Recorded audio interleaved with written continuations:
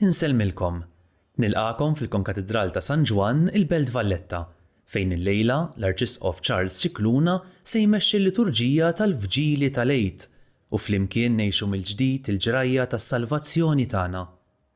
Matul iċ-ċelebrazzjoni tal-lejla se jitgħammdu 12 il-persuna.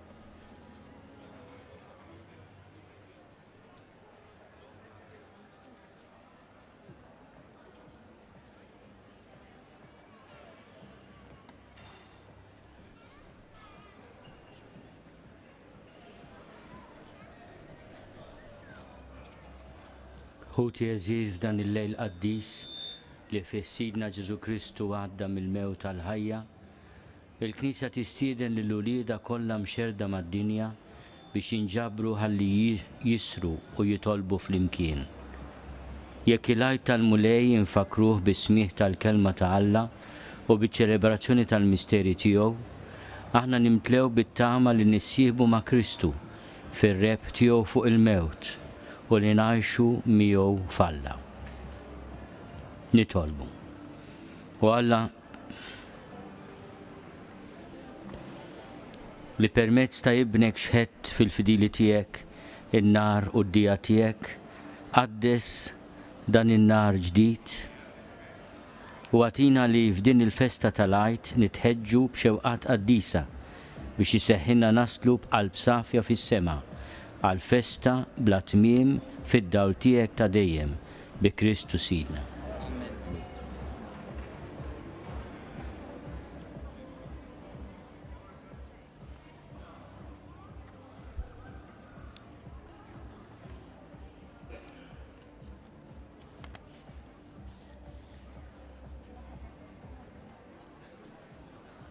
Kristu il-bieraħ u l-lum, il-bidu u tmiem, l-alfa u l-omega.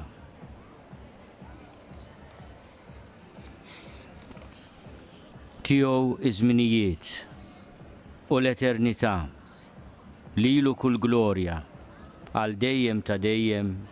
Amen.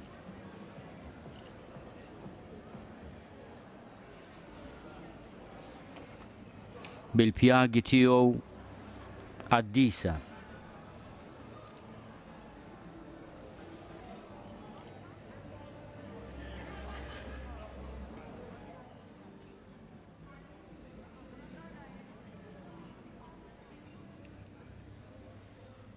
u glorjużi.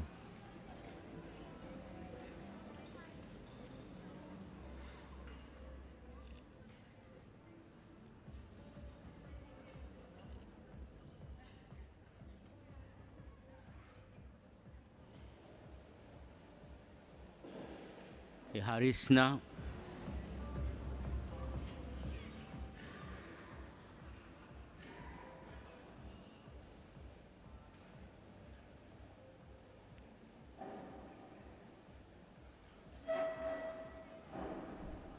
u jżommna.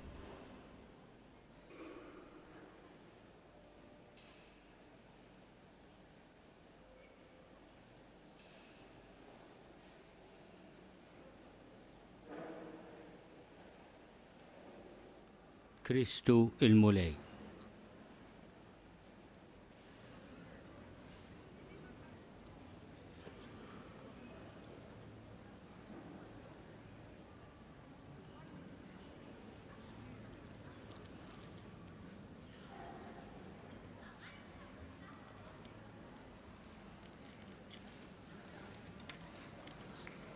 Id-dawl ta' Kristu li qam glorjus mill-imwiet mill-qlub il-fema tagħna jkeċċi id-dlamijiet.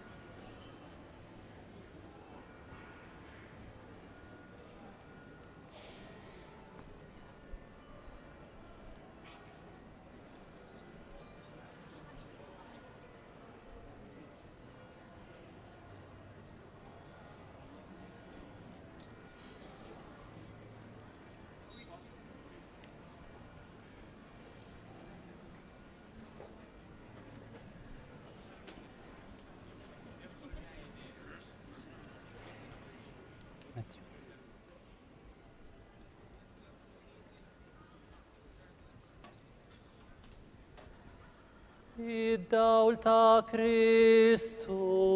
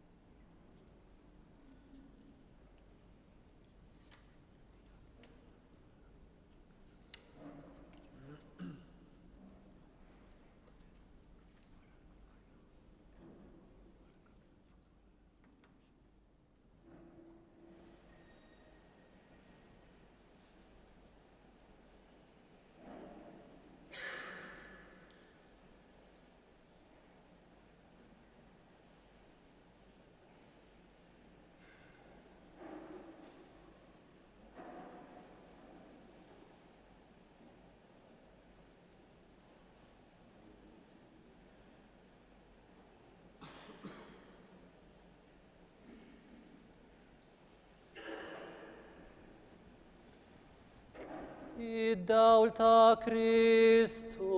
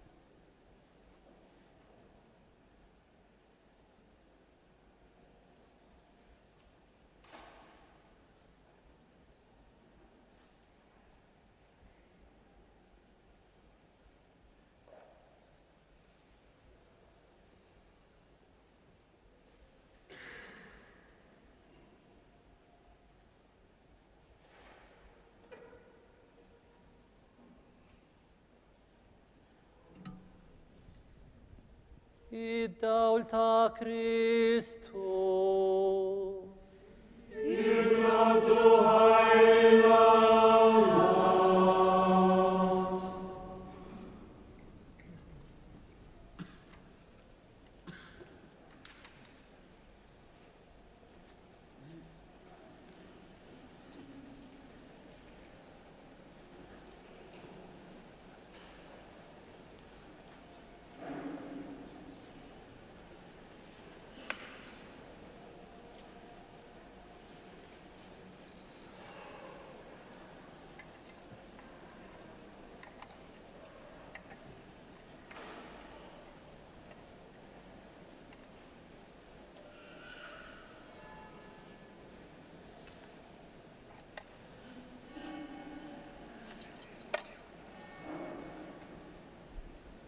Missier, nitolbok tbarikni.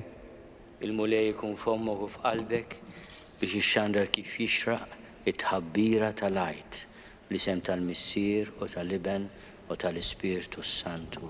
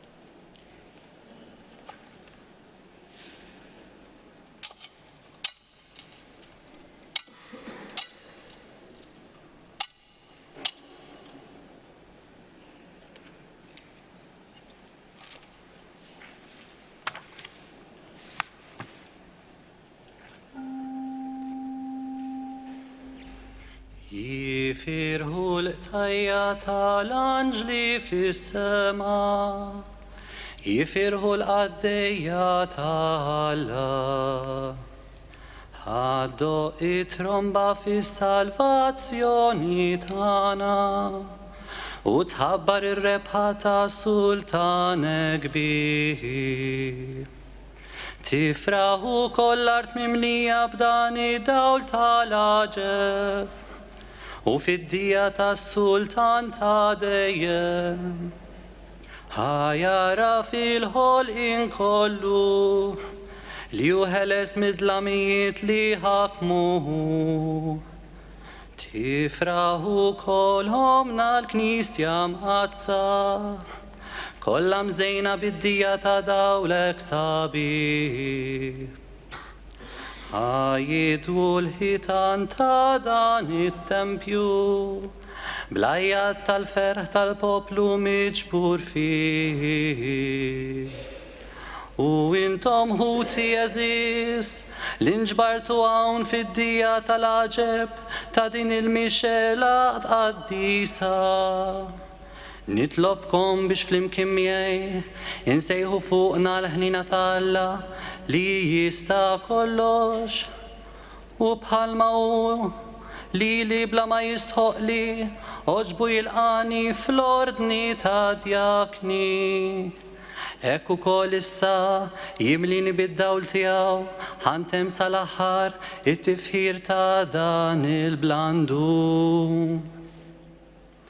Il-mulej ma'kom. Nerfaw qlubna l-fuq.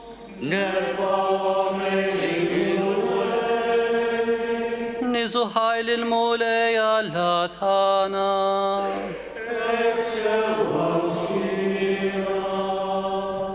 Sewwa u xira tas-sew li b'qalbna u bruħna kollha. Nerfaw leħinna biex infaħru lill-Alla li ma jidix. Il-Missier li jista' kollox u lil Sidna Ġesu Kristu ibnu l-waħdini.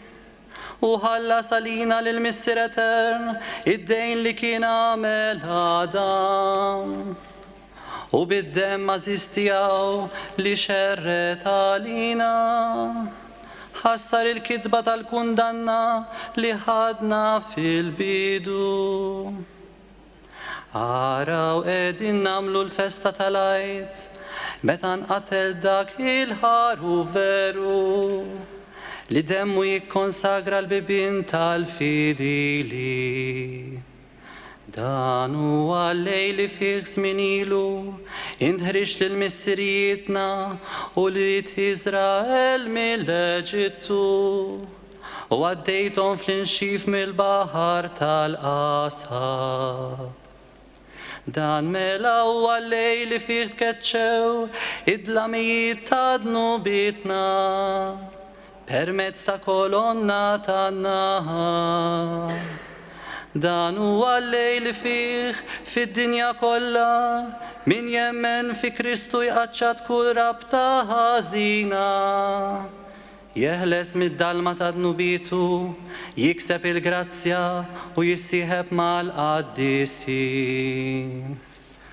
Dan huwa l-lejl li fih Kristu eret il-jasar tal-mewt u qam rebbieħ fuq is-setat tal-ħażen. Xi ħnina tal-aġeb ħoġbok turi magħna, xi mħabba u għożżali ma bħala biex tajt lill-ibnek stess għal-mewt ħalli tifdil lil min kien isir. Kem tassew ma setax jinħarab id-dnub ta' Adam biex tħassar bil-mewt ta' Kristu.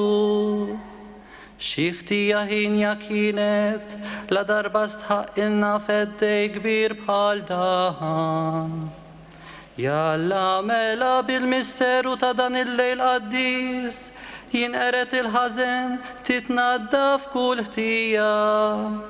Jissaffa kull min waqaf id-dnub u jimtela bil-ferħ kull min mnikket. Xlejl ta' bil-ħaqħini meta l-ħwejjeġ tas-sema li jinaqdu ma tal-art.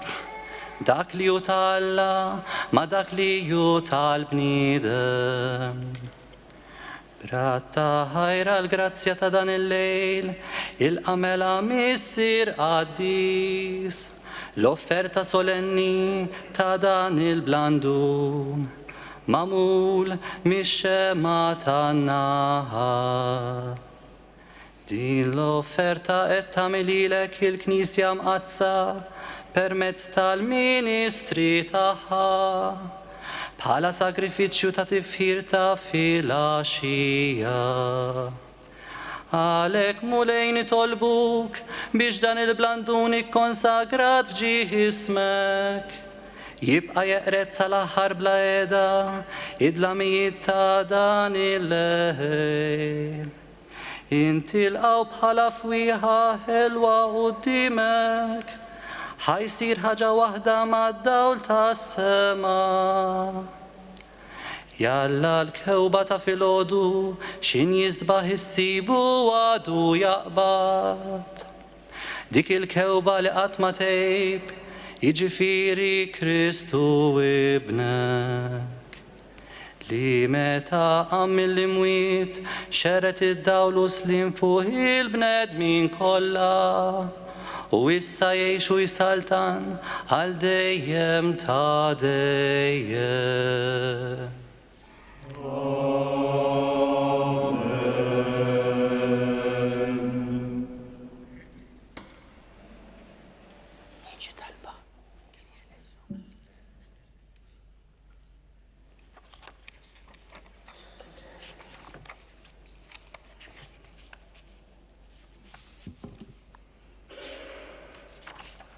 U tiżid aħna tajna bidu solenni għaċ-ċelebrazzjoni ta' dan il-lejl qaddis.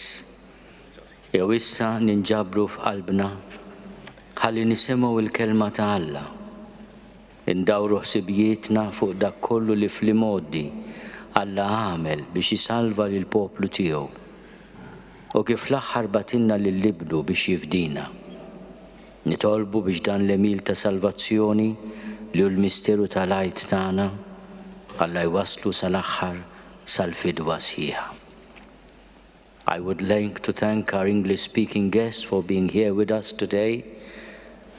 In the booklets that you have, you also have the liturgy in English, so that you can follow what we are doing in our native language, Maltese. As we listen to the word of God, let us ask that His word may be light and comfort to our wounds. We can now blow up our candles. It's not a birthday, but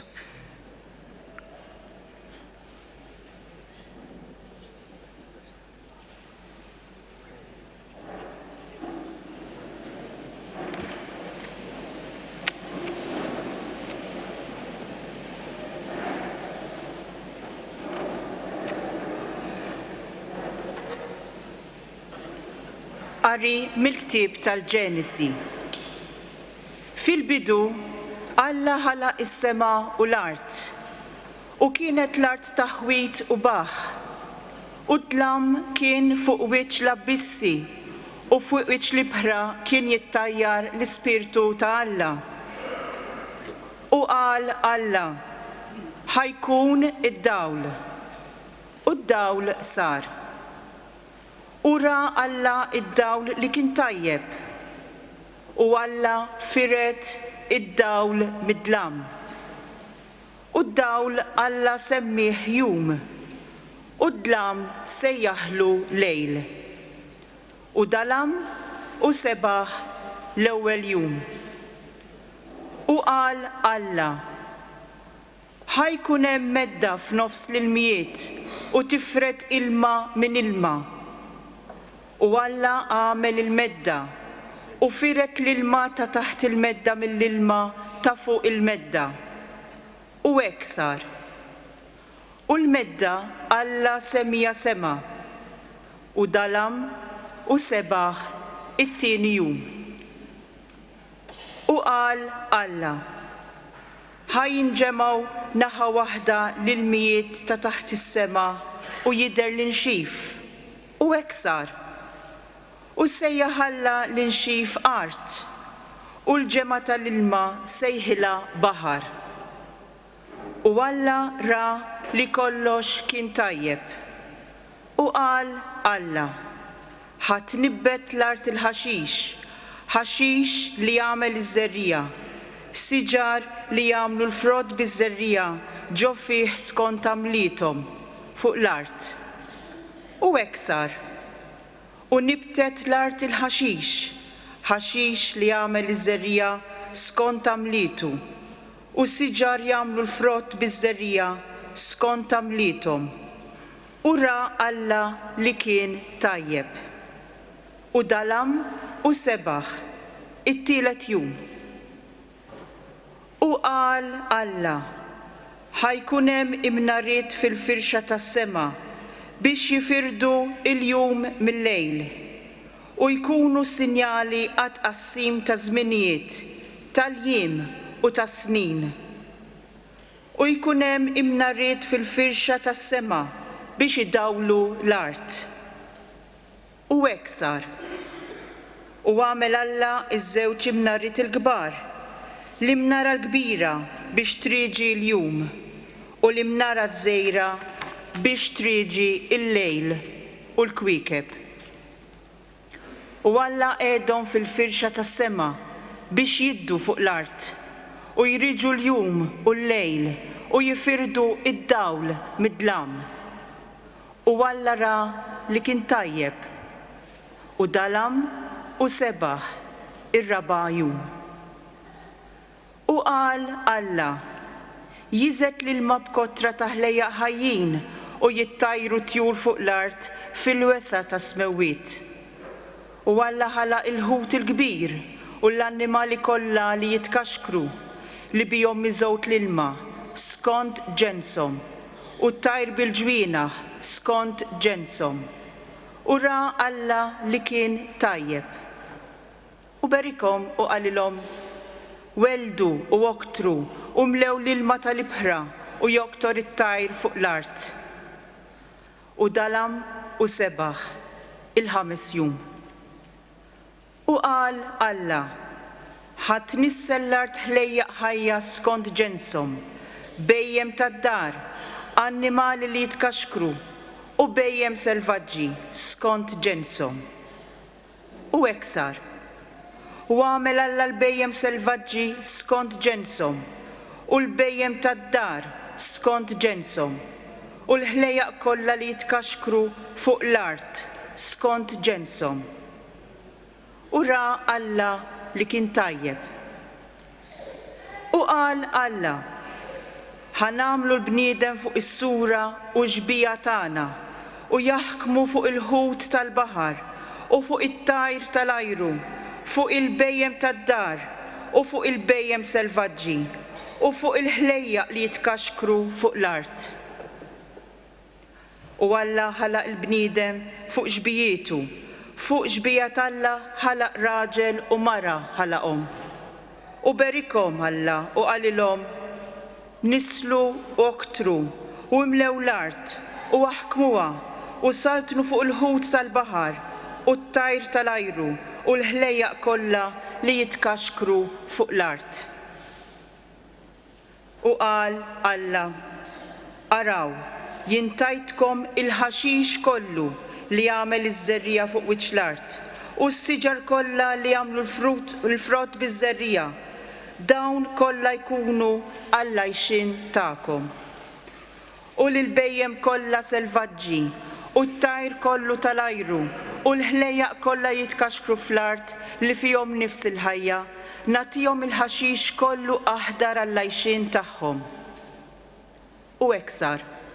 U ħares Alla lejn kull ma kien għamel u wara kollox kien tajjeb ħafna.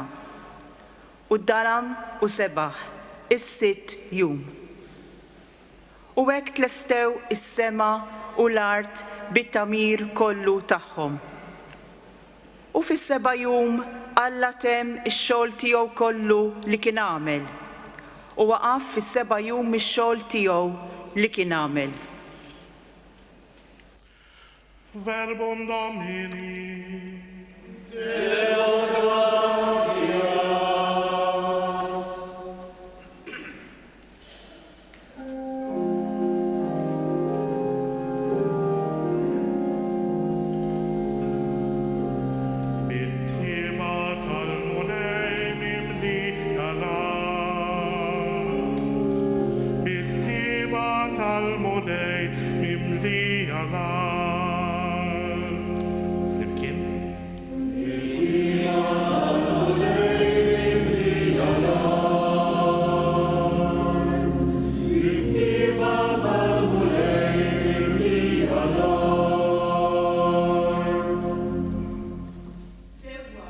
Il-kelma tal-mulej, kollox bil-fedeltà huwa jagħmel.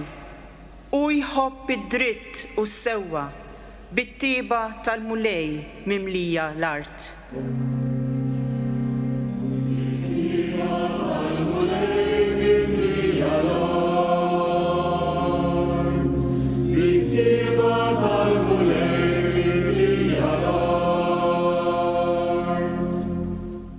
Bil-kelma tal-mulej saru smewwiet u b'nifs fommu t-tiżjin kollu tagħhom bħal fġarra l-mijiet ġabar u l-ibħra kbar fimħażen.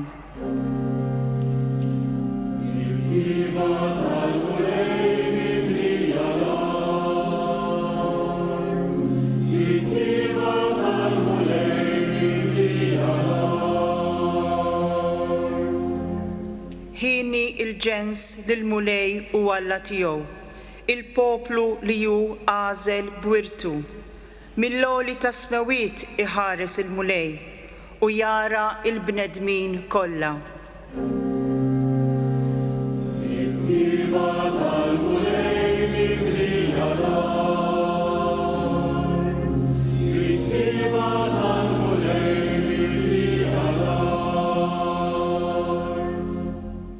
Ruħna tixxenna għal-mulej u l-għajnuna u t-tarka tagħna. ħatkun mulej it-tieba tiegħek fuqna, kif fik hi it-tama tagħna. It-tieba tal-mulej mimlija l-art, it-tieba tal-mulej mimlija l-art.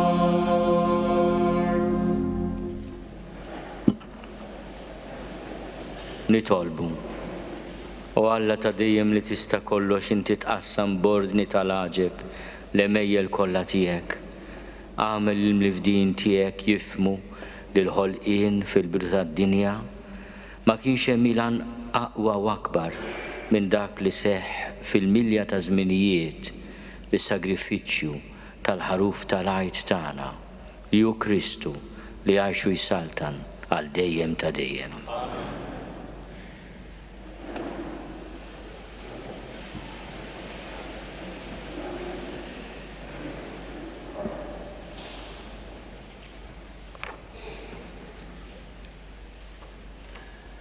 qari mill-ktieb tal-Eżodu.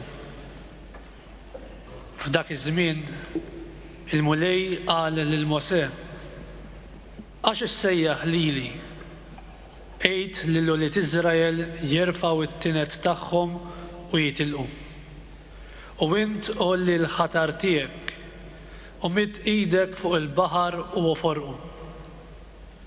Ulied Iżrael imbagħad jaqsmu fin-niexef f'nofs il-baħar.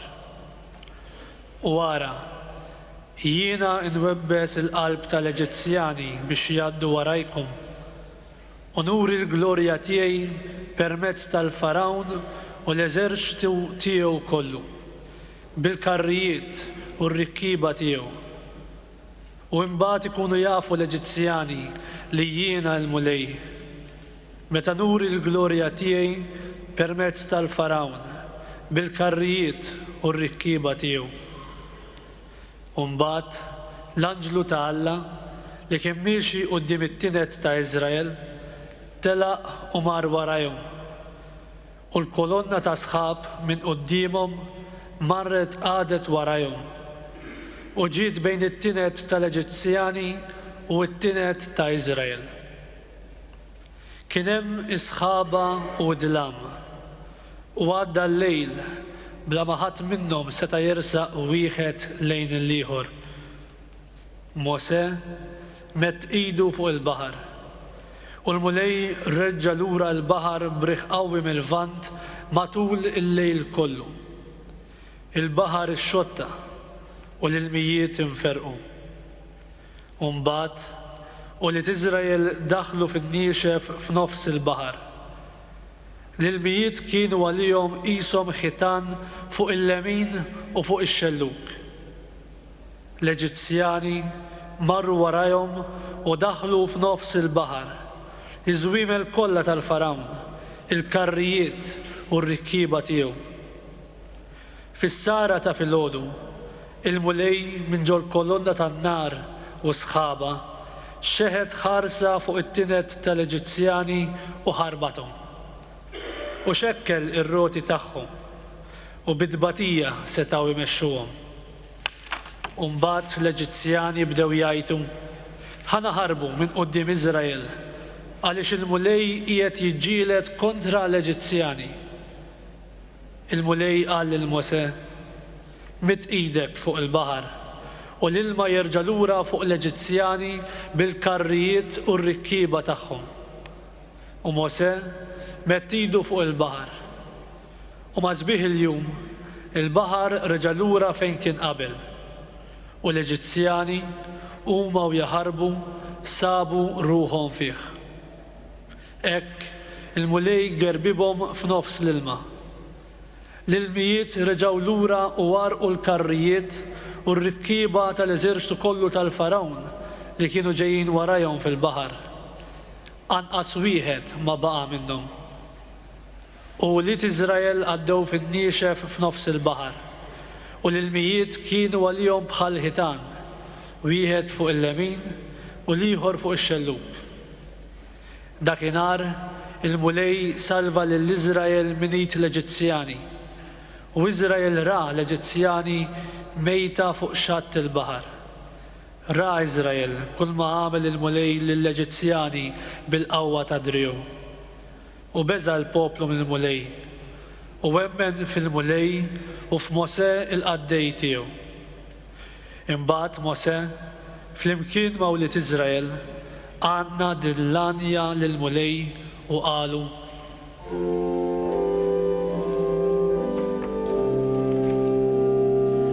Nanni lill-mulej għax tkabbar bisħiħ.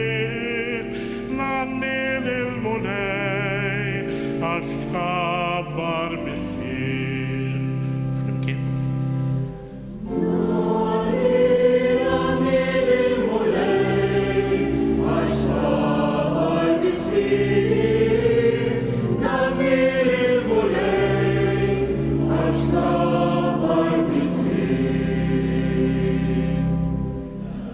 Nanni lill-mulej għax tkabbar bisħiħ, żwiemel u rikkiba u għaddabhom fil-baħar, Qawwiti u għanijiet il-mulej għalli jasar is-salvazzjoni.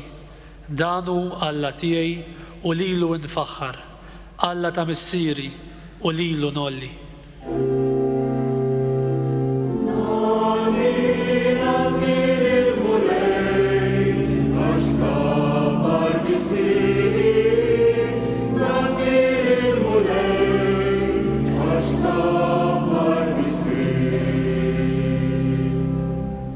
Il-mulej gwerrier, Jahwe ismu, l-imrikeb tal-farawn u qawwietu tefaħħom fil-baħar, l-aħjar fost il-gwerriera tiegħu f'baħar il-qasab għarraqhom.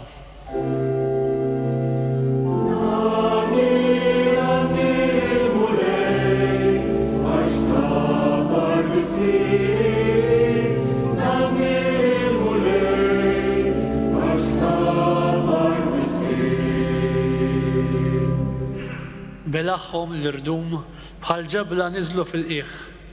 Lemintek mulej issebħet fil-qawwa, lemintek mulej tfarrak il-għadu.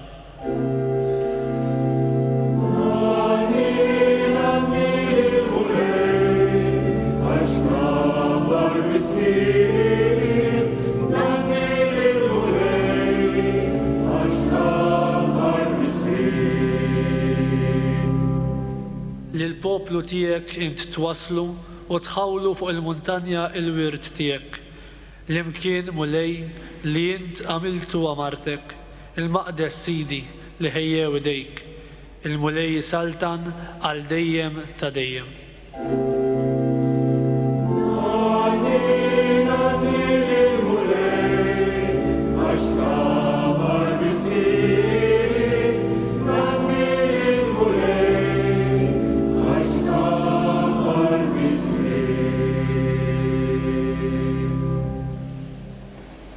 Nitolbu.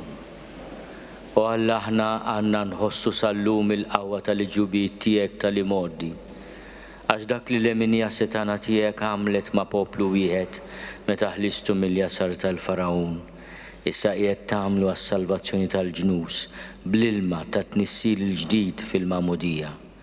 Għamel bnedmin kollha tad-dinja jingħaqdu ħaġa waħda ma' wlied Abraham u jiksbu d-dinjità sħiħa tal-poplu li jint għażilt għalik bi Kristu Sidna. Amen.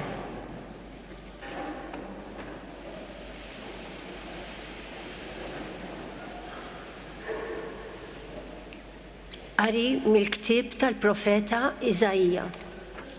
Dan jgħid il-mulej, intom li bikom l-arċ, ejjew għall-ilma, intom ukoll li m'għandkomx flus, ejjew ixtru u kulu bxejn, imbit u ħalib bla ħlas. Għaliex taħlu fluskom f'dak li mhuwiex ħobs u ġidkom f'dak li ma jxebbax. Isimgħu minni u tiklu tajjeb u ruħkom titpaxxa bi kelbnin. Għatuni widen u ersqu lejja, isimgħu u tieħdu r-ruħ. Namel patt ma'kom għal dejjem biex isseħħu il-favuri imweda lil David. Ara, jiena qedtu xut fost il-ġnus, prinċep u leġislatur fuq il-popli. Inti ġens li ma tafx bih, issejjaħ. Ġnus li ma jafux jiġru lejk minħabba fil-mulej Alla tiegħek, il-qaddis ta' Iżrael, għax lilek żejjen bil-ġieħ. Fittxu l-mulej sakemm tistgħu issibuh, sejħulu sakemm hu fil-qrib, ħajħalli triqtu l-midneb u l-bniedem il-ħażin femitu. Ħajerġa' lura ant il-mulej u jħenna lih ant Alla tagħna għax hu jaħfer ħafna. Il-femit tiegħi mhumiex femitkom u triqat tiegħi mhumiex triqatkom. Oraklu tal-mulej, għax daqskemm huma ola smewwiet mill-art, daqshekk ieħor huma triqati il-fuq minn triqatkom u l-femiet tiegħi mill-femiet tagħkom. Bħalma x-xita u s-silġ jinżlu mis-smewwiet u ma jerġgħux lura minn nejn ġew bla ma jsaqqu l-art, imma jġeluha tnissel u tnibbet u tagħti ż-żerriegħa lil min jiżra u l-ħobs lil min jiekol. Hekk jiġri minn kelmti. Hija toħroġ minn fommi u ma terġax lura vojta, imma tagħmel dak li jogħġob lili u ttemm dak li nkun batta tagħmel. Verbum Domini.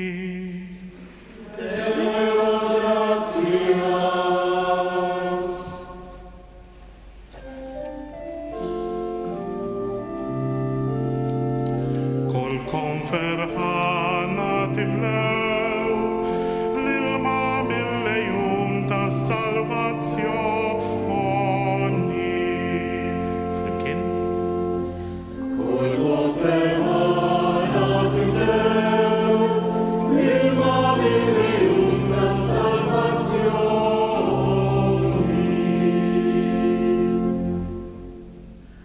Ara, Alla s-salvazzjoni tiegħi. Jien nittama u ma jkollix imniex nibża, għax qawwieti u għanijieti u l-mulej, għalija sar is-salvazzjoni.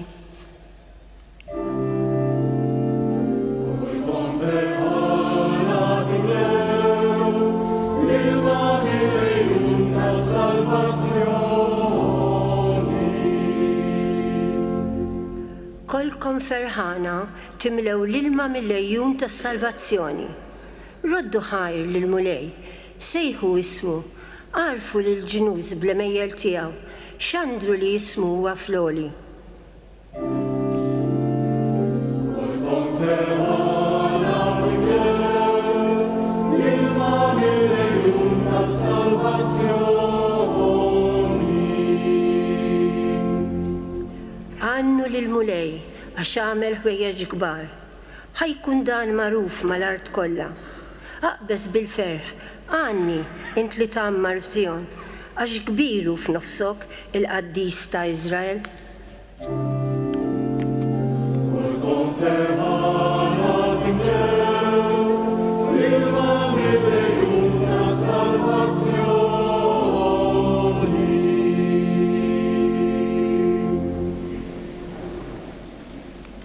Nitolbu. U Alla ta' dejjem li tista' kollox inti waħdek it-tama tad-dinja. Fom il-profeti tiegħek inti ħabbart minn qabel il-misteri li seħħu fi żminijietna. Ħares lejna bisliem u qawwi x-xewqat tal-poplu tiegħek, għaliex ħadd mill-fidili tiegħek ma jista' jimxi l quddiem fit-tajjeb jekk ma tkunx inti stess li tnebħu. Bi Kristu Sidna.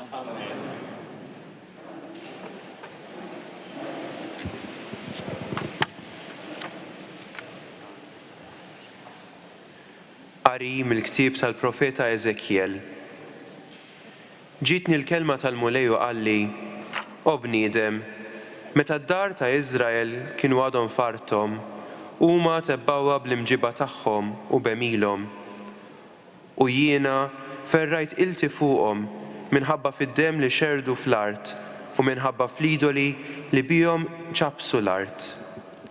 Xerritthom fost il-ġnus u huma xterdu mal-artijiet. Għamilt ħaq minnhom, skont imġibithom u skont triqathom. Meta marru fost il-ġnus, kull fejn marru kasbru ismi l-qaddis, hekk li n-nies bdew jgħidu għalihom, dan hu l-poplu tal-mulej li kellu joħroġ minn artu. Imma jiena bżajt għall-ismi l-qaddis li wlied Iżrael kasbru fost il-ġnus fejn marru. Għalhekk qedtilhom lil-dar ta' Iżrael, dan jgħid Sidi l-mulej. Mhux minħabba fikom sejjer nagħmel dan, dar Iżrael, iżda minħabba f'ismi l-qaddis li intom kasbartu fost il-ġnus fejn mortu.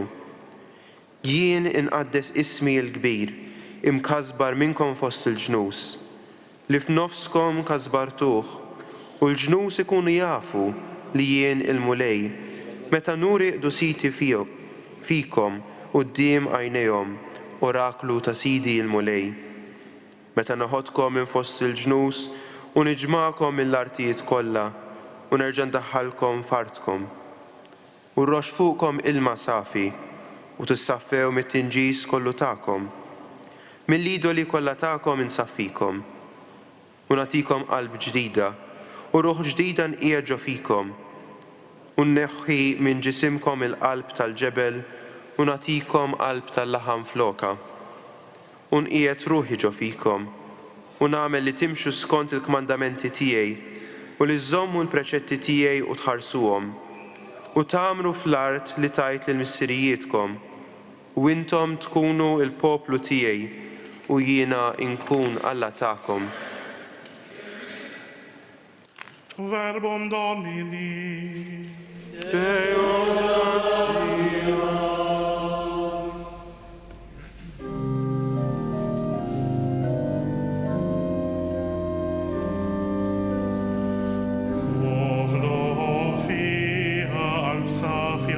Ohlofia Alpsafia, o Allah. Flimkien. Ohlofia Alpsafia, Ohlofia Alpsafia, o Allah.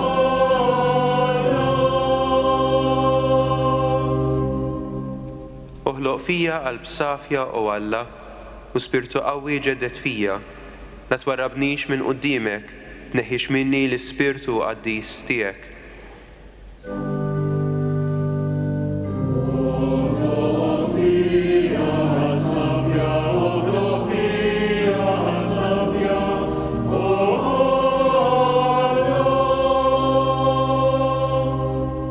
Rod li lena tas-salvazzjoni tiegħek u bi spirtu qalbini wettaqni lil midinbin nallem triqatek u l-ħatjin lejk jerġgħu lura.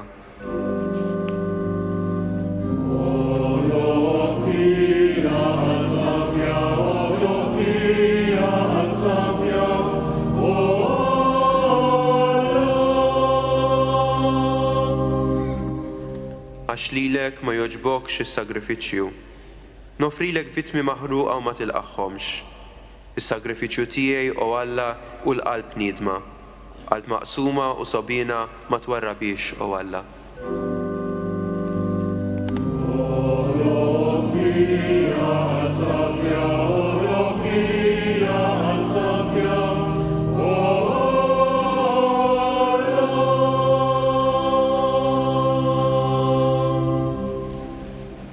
Nitolbu. U Alla bil-kliem tal-patti l-qadim u tal-ġdid, inti tallimna niċċelebraw il-misteru tal-għajt. Għamel li nifhmu l-ħnina tiegħek biex bid-don li tatina issa nitqawwew fit-tama tal-ġid li tatina l-qudiem bi Kristu Sidna. Gloria in excelsis Deo.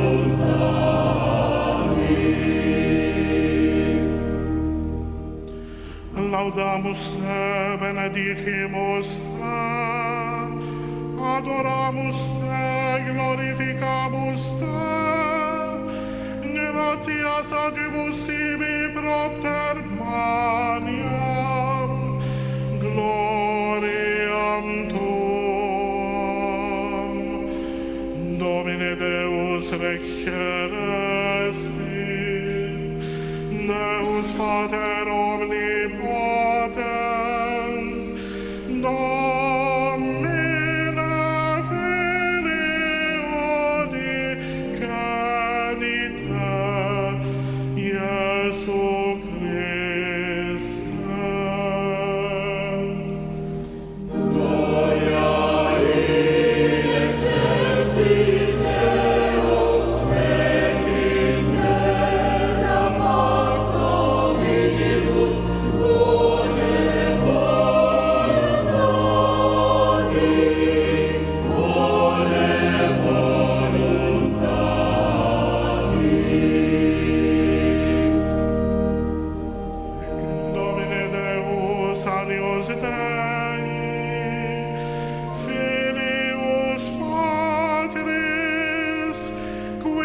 tollis peccata mundi, miserere nobis,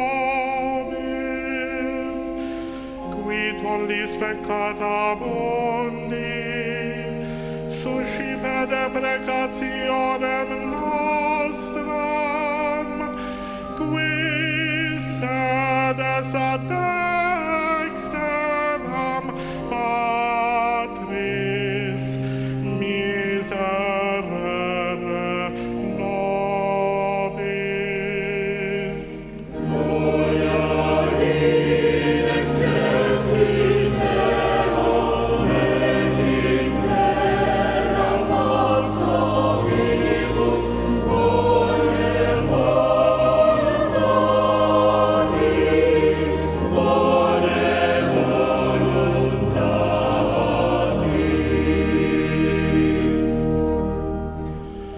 Quoniam tu solus sanctos, tu solus Dominus, tu solus Altissimus, Iesu Christe, cum Sancto Spiritu, in gloria Dei Patris, in gloria Dei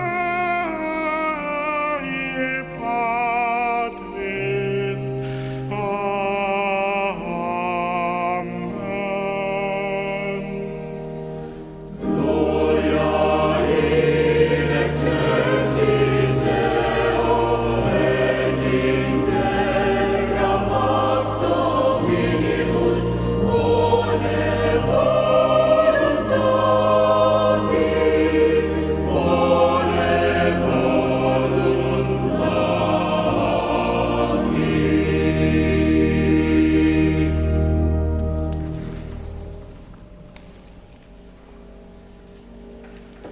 nitolbu u Alla inti ddawwal dan il-lejl qaddis bis-seħħ tal-qawmin tal-mulej mill-imwiet.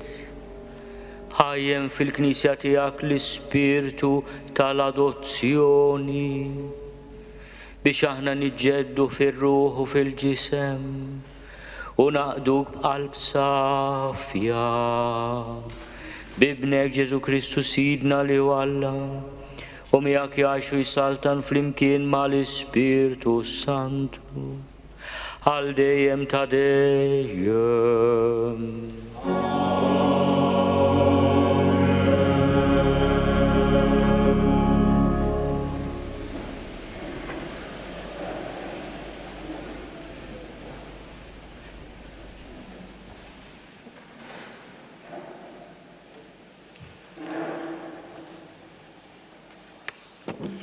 Qari mill-Littra ta' San Pawl Apostlu lir-Rumani. Ħuti, ma tafux li aħna l-koll li tabmidna fi Kristu Ġesu tabmidna fil-mewt tiegħu? Intfinna miegħu fil-mewt permezz tal-mamudija sabiex kif Kristu kien imqajjem mill-imwiet permezz tal-qawwa glorjuża tal-Missier, hekk aħna ngħixu ħajja ġdida. Jekk aħna sirna ħaġa waħda miegħu f'mewt tixbaħ lil tiegħu, hekk li naqdu miegħu fil-qawmin tiegħu mill-mewt. Dan nafu li l-bniedem il-qadim tagħna issallab miegħu biex inqered dan il-ġisem ta' dnub, sabiex ma nkunux aktar il-siera ta' dnub. Min imut jeħles mid-dnub. Jekk aħna mitna ma' Kristu, nemnu wkoll li għad ngħixu ma' Kristu. Nafu li Kristu qam mill-imwiet u ma jmutx aktar. Il-mewt m'għadix taħkem fuqu. U li miet mid-darba għal dejjem għad-dnub. U issa qiegħed jgħix għal Alla. Hekk ukoll intom għandkom tqisu lilkom infuskom mejtin għad-dnub. Iżda ħajjin għal Alla fi Kristu Ġesu. Verbum Domini. Deo gratias.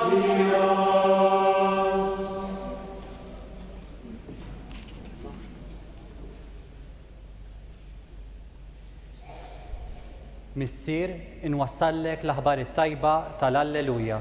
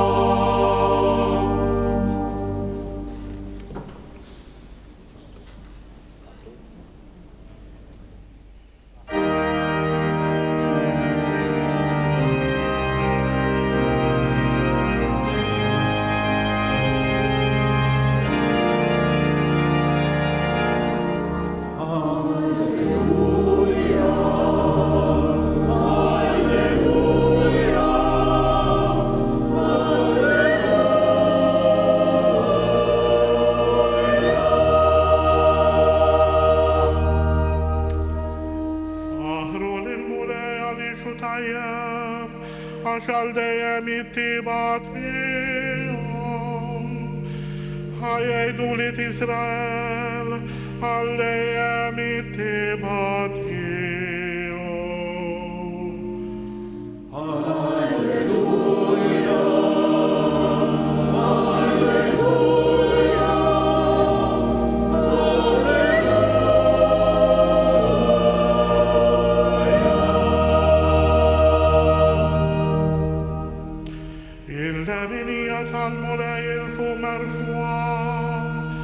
il-leminija tal-mulej għamlet wejeġ taħila mammurx imma nibqa' ngħix u nħabbar l-emejl tal-mulej.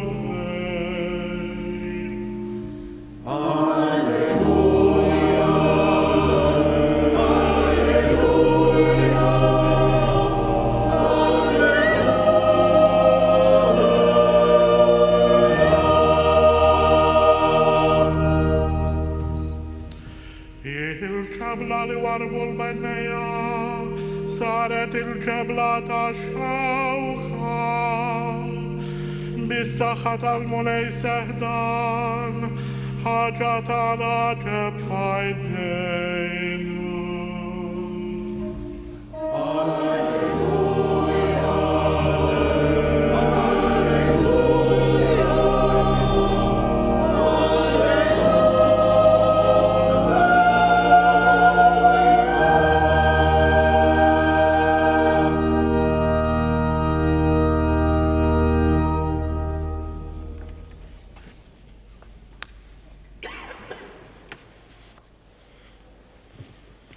Il-mulej ma'kom. Qari mill-Evanġelju skont San Mattew.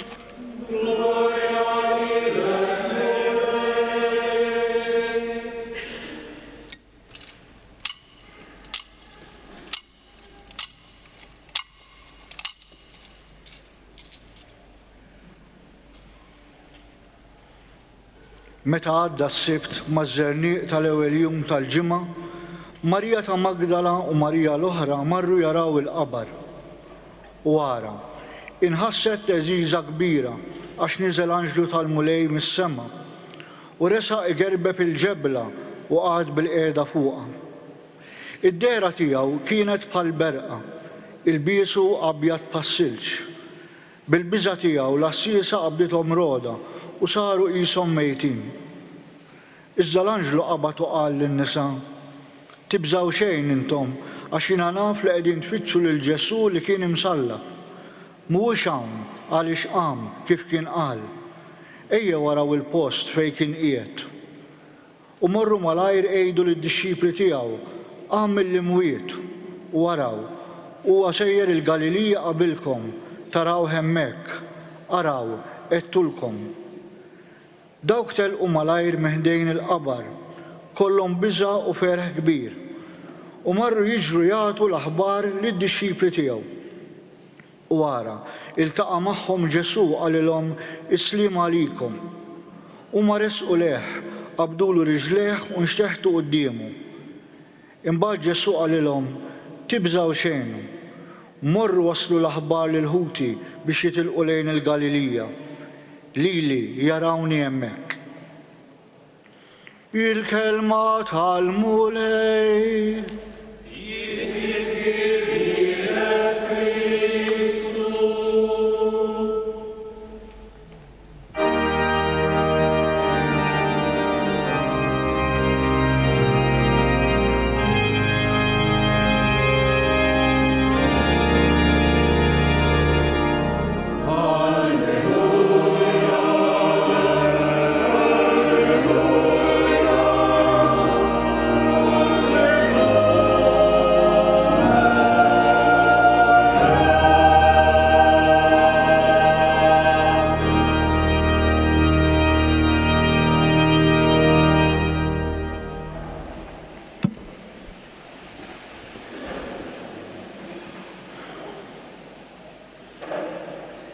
Mażernieq tal-ewwel jum tal-ġimgħa.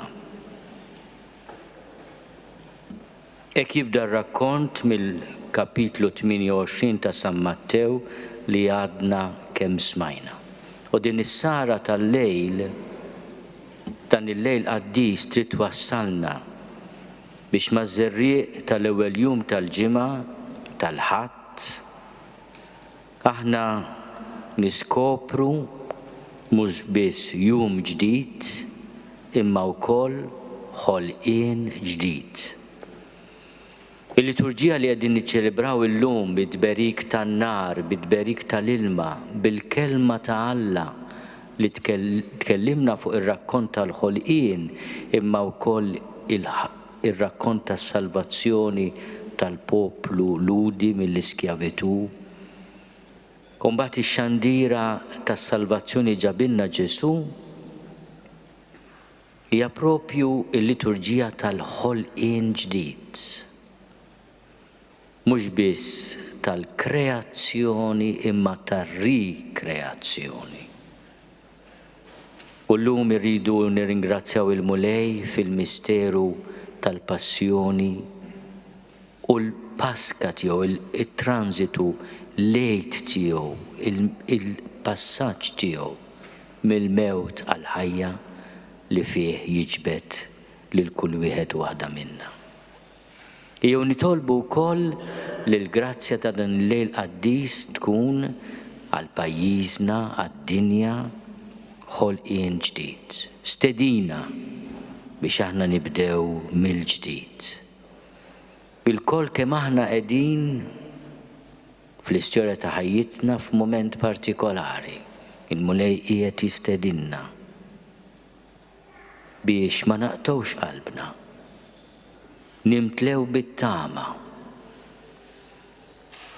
U dak li jrid jagħtina jinġabar fi dialogu qasir ħafna li l-irxoxt ikollu man-nisa twajbin. Isliem għalikom, tibżgħu xejn. Jalla dawn iż-żewġ doni, id-don tal-paċi u d-don tal-ħelsien minn kull biża' ikun il-frott u l-faraġġ tal-għajt għalina. I would like to address you, our friends who today become fully fledged members of the family of Jesus. The account of the resurrection starts with this detail which is important.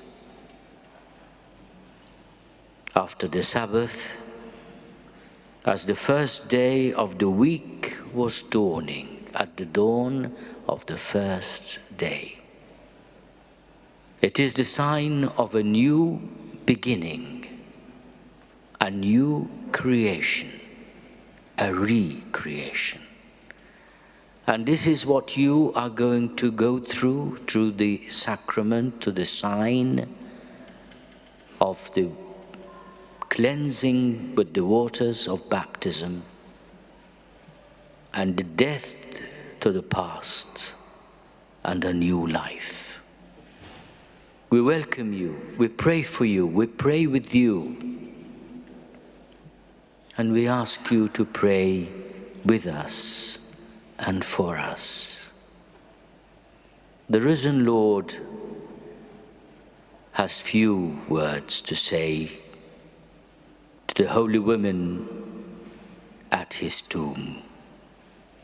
He says, "Peace be with you. Do not be afraid." And these are two important gifts that are the gifts of this Easter mystery of death and resurrection, of this Passover from death to life, from sin to grace, the gift of peace, the freedom from fear. Let nothing trouble you, let nothing perturb you. Let every heavy heart be filled with joy and hope. The Lord is risen. He is truly risen. Alleluia.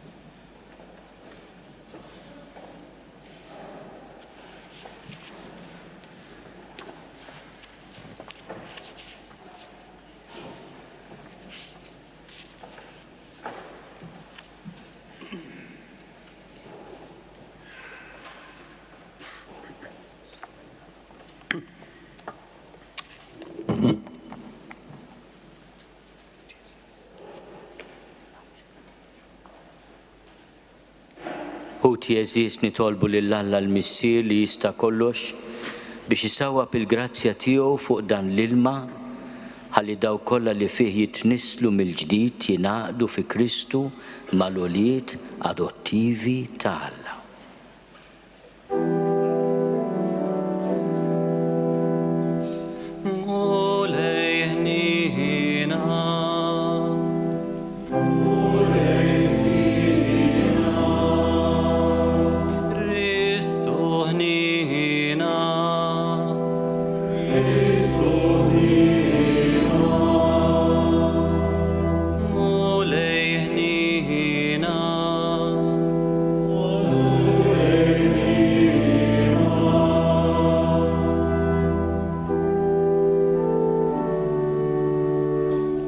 Addisa Maria o Malla,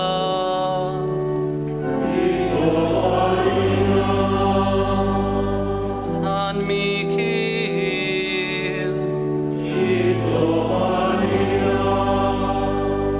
Angeli Addisa Talla,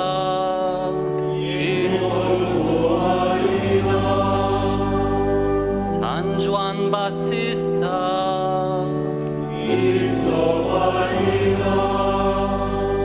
San Giuseppe,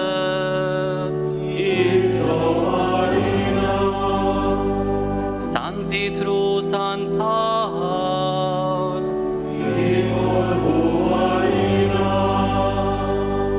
Sant'Andrea,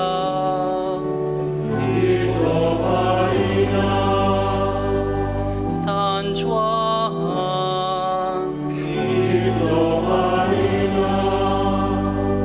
San Giuda Taddeo,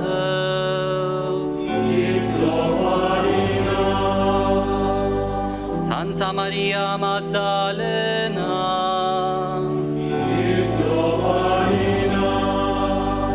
San Stefano,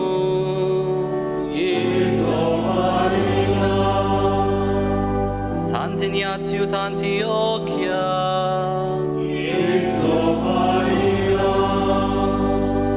San Laurenz,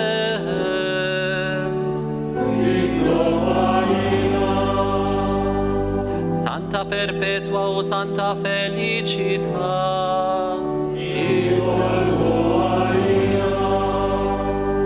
Santa Agnese,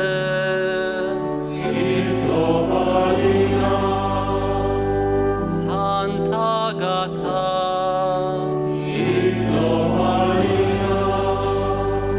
San Girgor,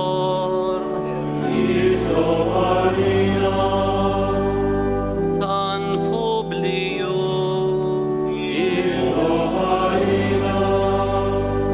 Santo Esti,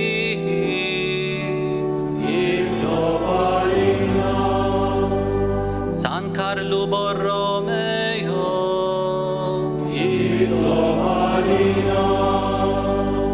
Santa Atanasio,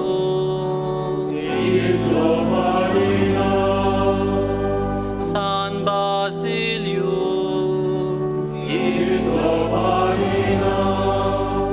San Martin,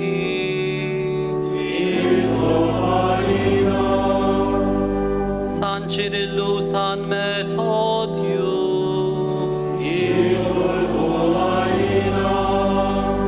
San Benedetto,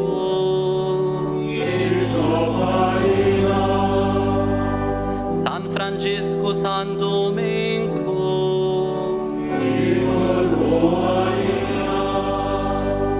San Francisco Saverio,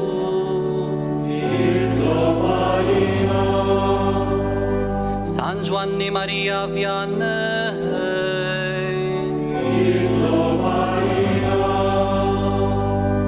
San George Preca,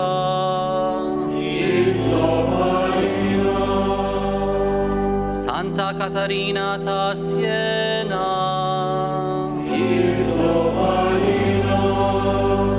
Santa Teresa ta Gesù,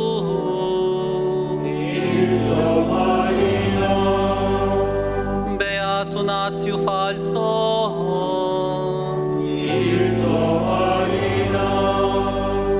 Beata Maria Deodata Pisani,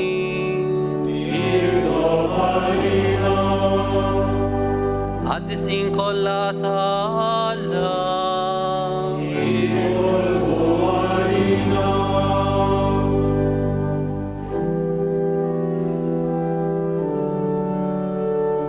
Urihni namana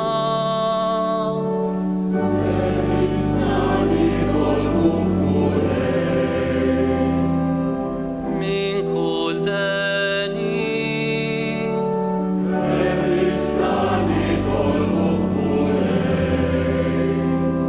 min kul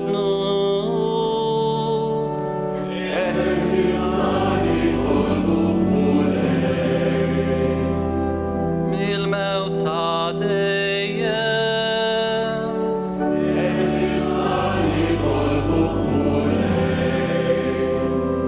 bl-inkarnazzjoni tiegħek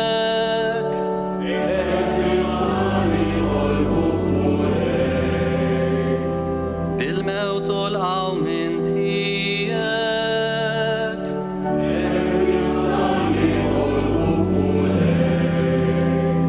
bl-Ispirtu Santu li xerrit fuqna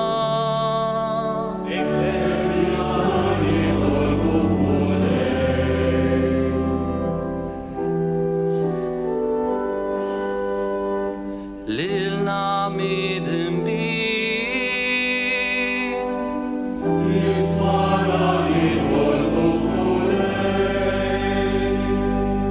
għaddes bil-grazzja tiegħek dan l-ilma tal-mamudija għatwel ġdid ta' wlidek.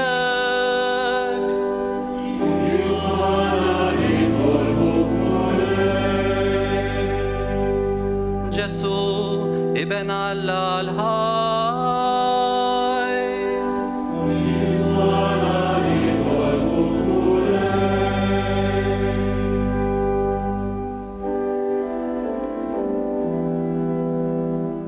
Kristus maħana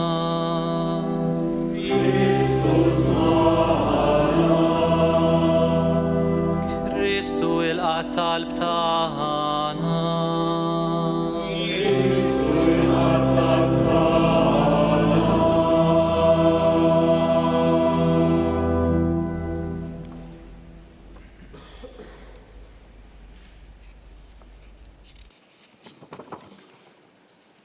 U Alla ta' dejjem li tista' kollox, kun magħna bil-misteri tal-imħabba tiegħek bla tarf u ibgħat l-ispirtu tal-adozzjoni biex toħloq popli ġodda li jiġu mwielda għalik fil-fonti tal-Magħmudija biex dak li se jseħħ bil-qadiqum li tagħna iseħħ tassew bil-qawwa tiegħek tal-għaġeb.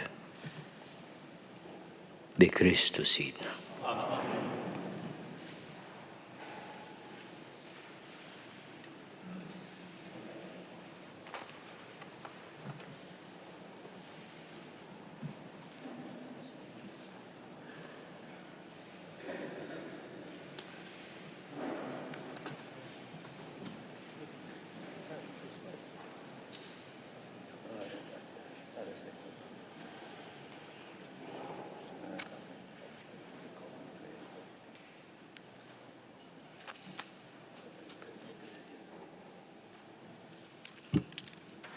U Alla b'qawwa li ma narawiex bil-għajnejn tal-ġisem, inti ħejjejt l-ilma li inti ħlaqt biex juri l-grazzja tal-Magħmudija. Fil-bidu tad-dinja l-Ispirtu tiegħek infirex fuq l-ilmijiet biex minn sakin dak iż-żmien stess l-ilma jieħu fih innifsu l-qawwa li qaddes. Fl-ilma tad-dilluvju inti tajtna sinjal ta' twelid ġdid biex bil-misteru tal-istess ilma jinqerdu drawwiet ħżiena u jitnislu drawwiet tajba. Inti għaddejt li l-uli ta' Abram fl-inxief minn nofs il-baħar tal-Qasab biex il-poplu tiegħek meħlus mill-jasar tal-Farawn ikun xbija minn qabel tal-poplu Muhammad. Ibdet Ġesu Kristu wara l-Magħmudija tiegħu minn Ġwanni fl-ilma tal-Ġordan. Kien ikkonsagrat minnek fl-Ispirtu Santu.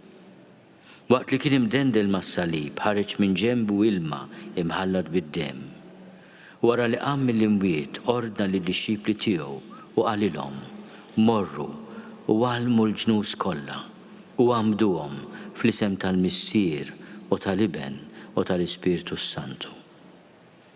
Ħares mulej lejn din il-Knisja tiegħek u iftilha l-għajn tal-ilma tal-Magħmudija.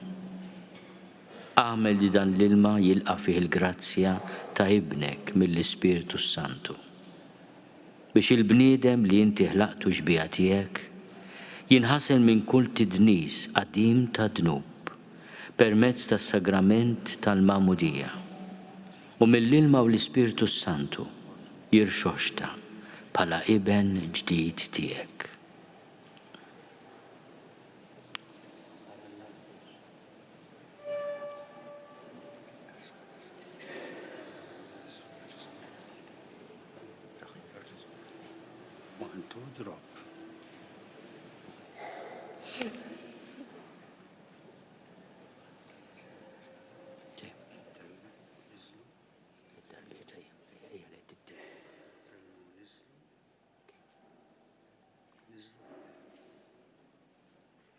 Nitolbuk mulej biex il-qawwa tal-Ispirtu Santu permezz ta' ibnek Ġesu Kristu tinżel fl-ilma ta' dan il-fonti biex daw kollha li bil-Magħmudija jindifnu fil-mewt ma' Kristu iqumu miegħu għal ħajja ġdida bi Kristu Sidna.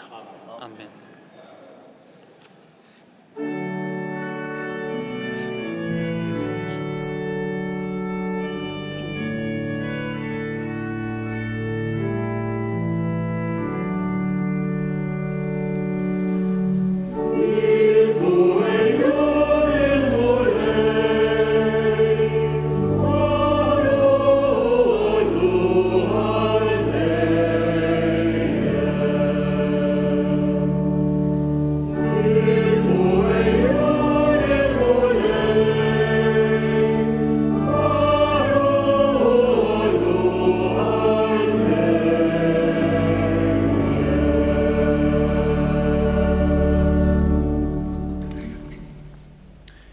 Let those who are to receive baptism approach with their godparents. Andrea.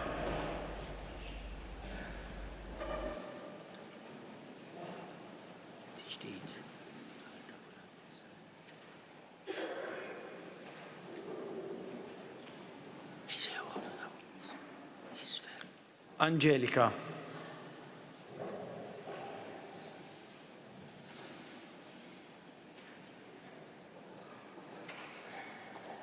Anna.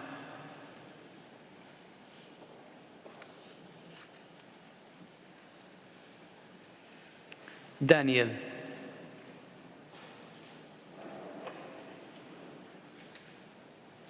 Eliza.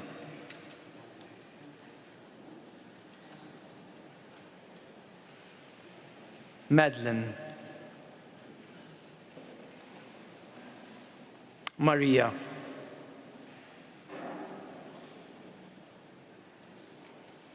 Michael.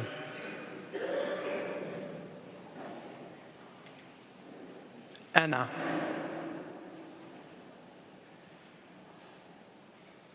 Luke.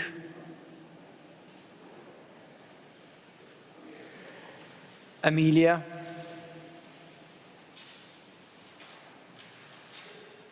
Lucy.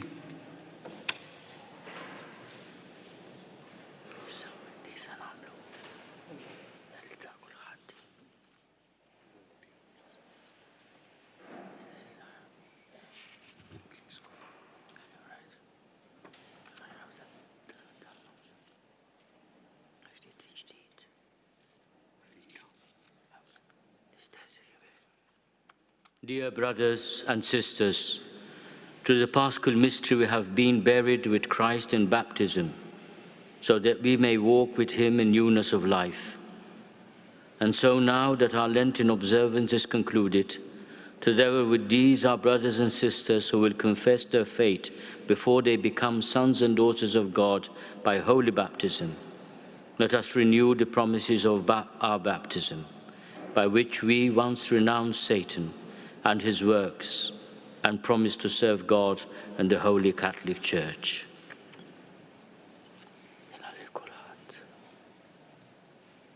Do you renounce sin so as to live in the freedom of the children of God? Do you renounce the lure of evil so that sin may have no mastery over you? Do you renounce Satan, the author and prince of sin? Do you believe in God, the Father Almighty, creator of heaven and earth? Do you believe in Jesus Christ, his only Son, our Lord, who was born of the Virgin Mary, suffered death and was buried, rose again from the dead, and is seated at the right hand of the Father? Do you believe in the Holy Spirit, the Holy Catholic Church, the communion of saints, the forgiveness of sins, the resurrection of the body, and life everlasting?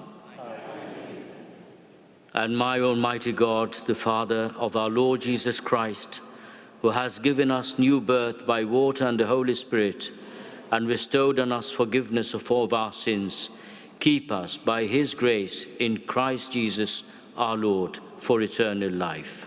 Amen.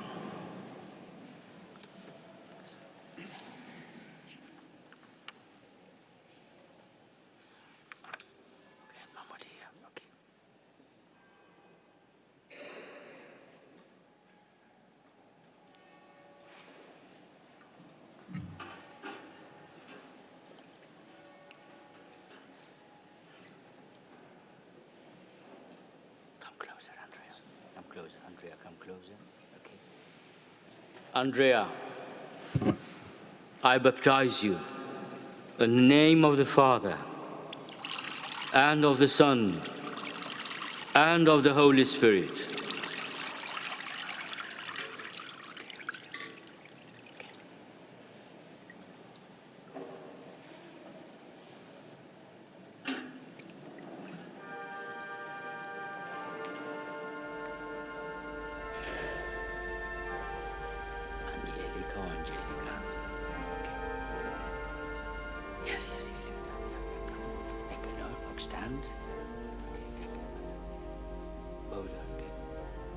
Angelica, I baptize you in the name of the Father, and of the Son, and of the Holy Spirit.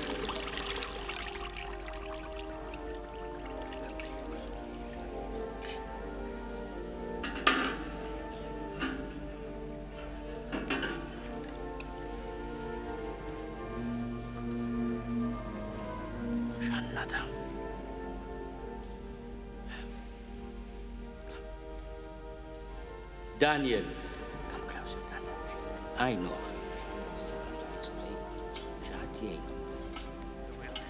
Lower. Daniel, I baptize you in the name of the Father, and of the Son, and of the Holy Spirit.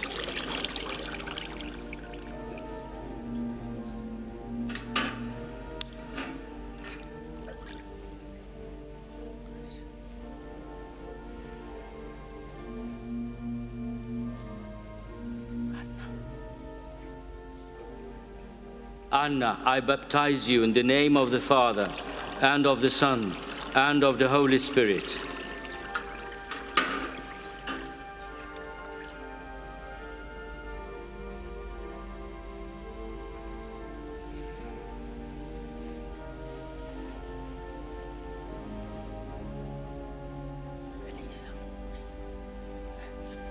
Elisa, I baptize you in the name of the Father, and of the Son, and of the Holy Spirit.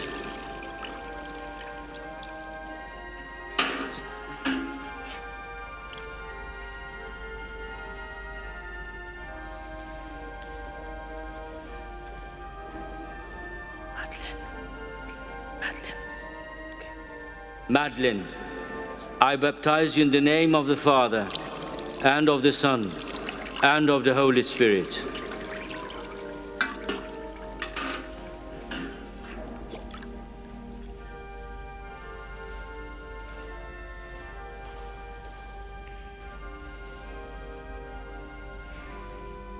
Maria, I baptize you in the name of the Father, and of the Son, and of the Holy Spirit.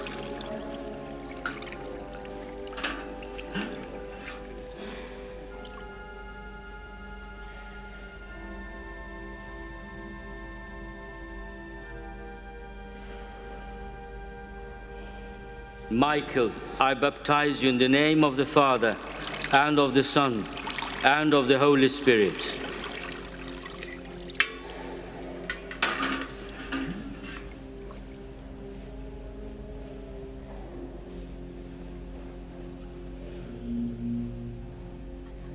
Anna, I baptize you in the name of the Father, and of the Son, and of the Holy Spirit.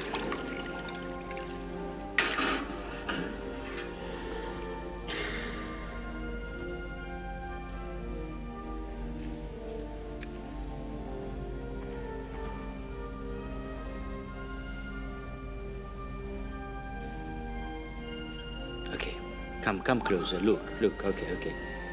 Luke, I baptize you in the name of the Father, and of the Son, and of the Holy Spirit. Amen.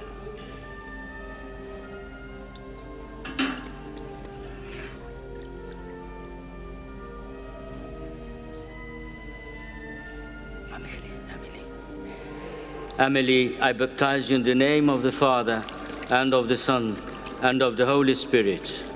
Amen.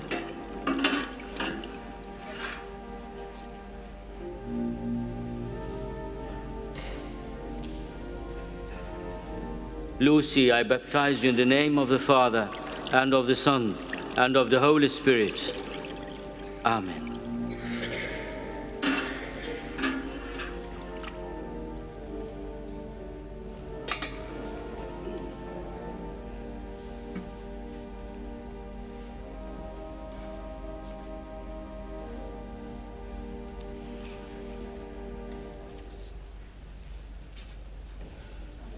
My sons and daughters, you have become a new creation and have clothed yourself in Christ.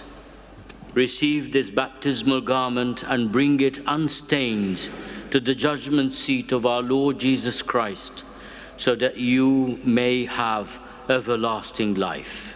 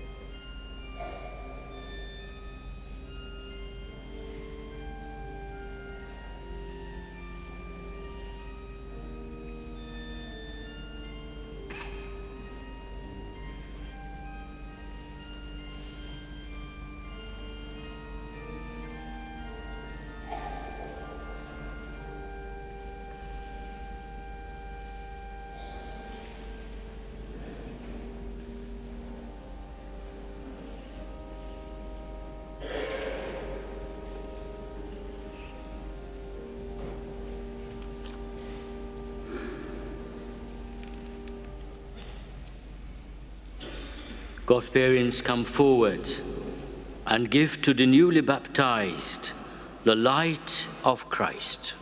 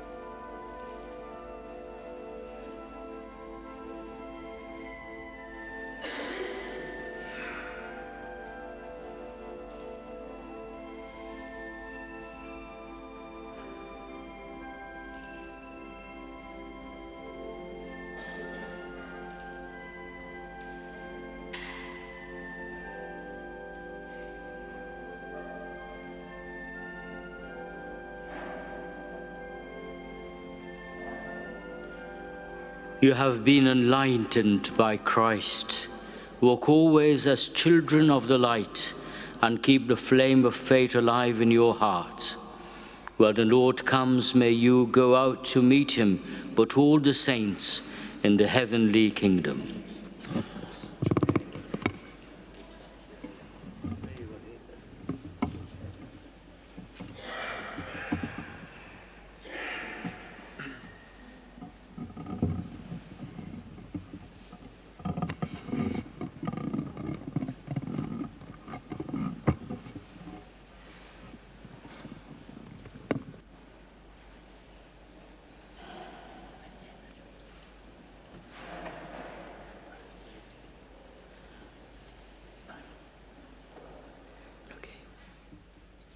My sons and daughters born again in Christ by baptism, you have become members of Christ and of his priestly people.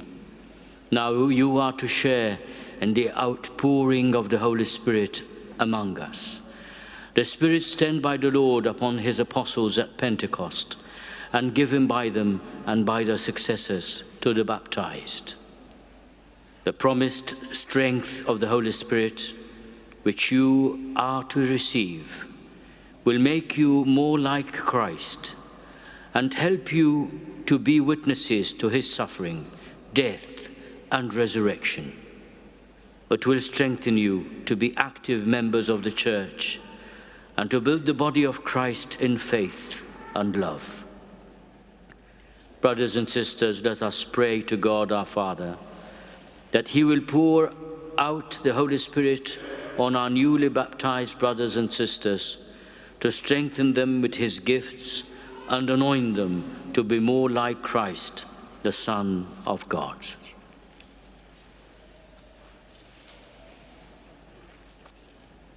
O powerful God, Father of our Lord Jesus Christ, By water and the Holy Spirit you freed your sons from sin and gave them new life. Send your Holy Spirit upon them to be their helper and guide. Give them the spirit of wisdom and understanding, the spirit of right judgment and courage, the spirit of knowledge and reverence. Fill them with the spirit of wonder and awe in your presence. We ask this through Christ our Lord.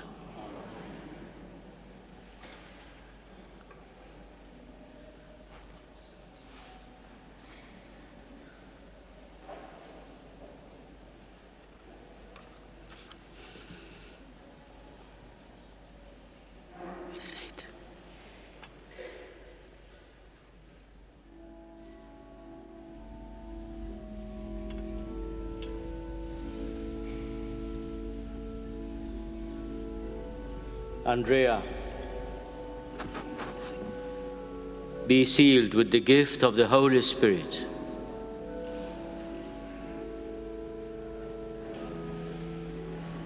Peace be with you.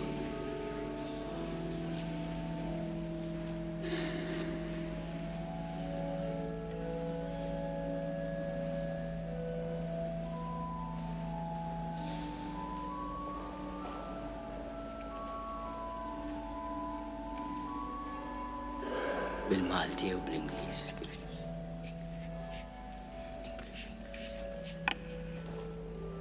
Angelica, be sealed with the gift of the Holy Spirit. Peace be with you.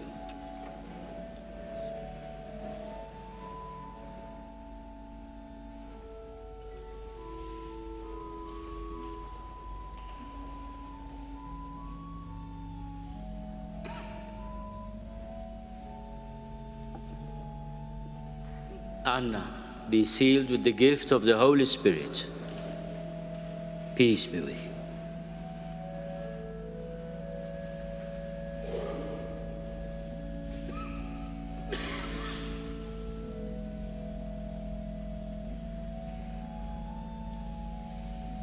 Daniel, be sealed with the gift of the Holy Spirit. Peace be with you.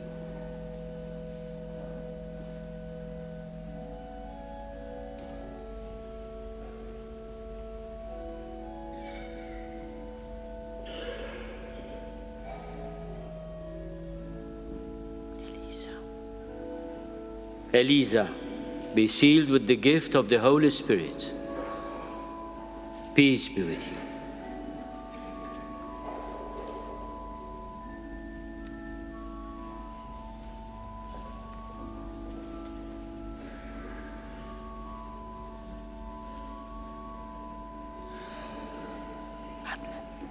Madeline, be sealed with the gift of the Holy Spirit. Peace be with you.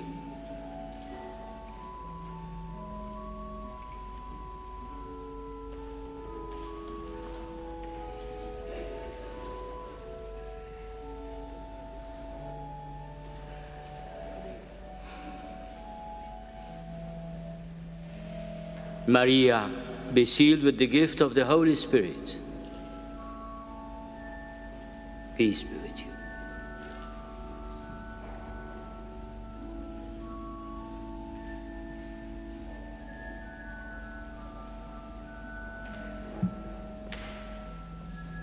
Michael, be sealed with the gift of the Holy Spirit. Peace be with you.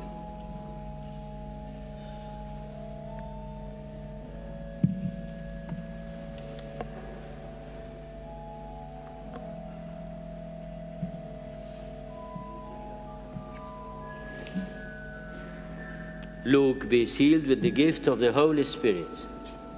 Peace be with you.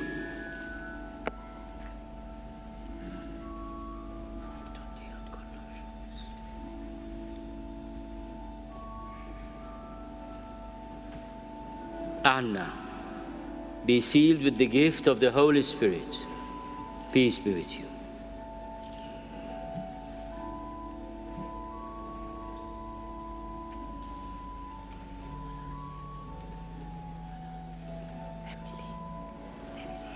Emily, be sealed with the gift of the Holy Spirit.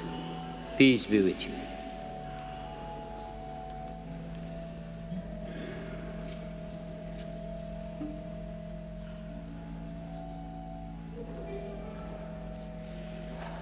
Lucy, be sealed with the gift of the Holy Spirit. Peace be with you.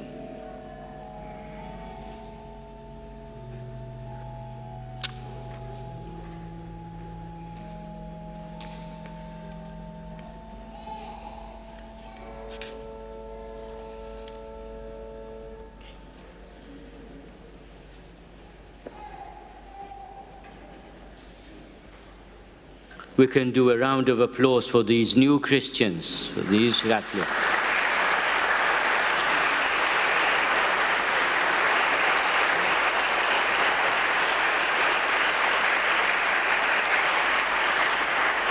And you can take your places. Take your places.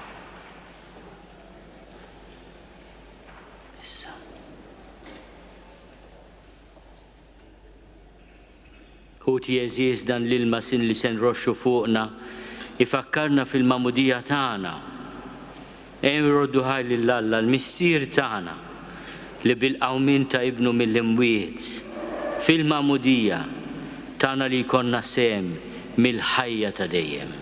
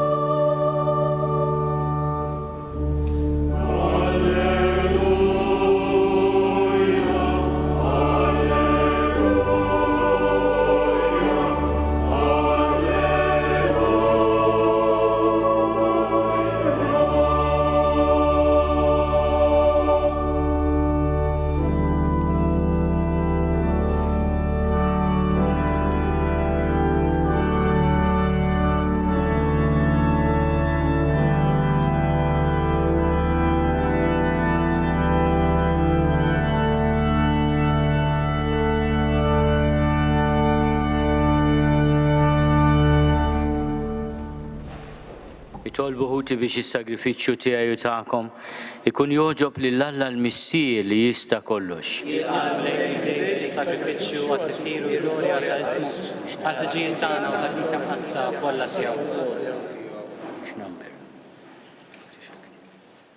Il-qamu lej it-talb u l-offerti tal-poplu tiegħek biex dak kollu li kien mibdul bil-misteru tal-għajt bil-għajnuna tiegħek ikun inna ta' fejqan ħalli naslu fil-ħajja ta' dejjem bi Kristu Sidna.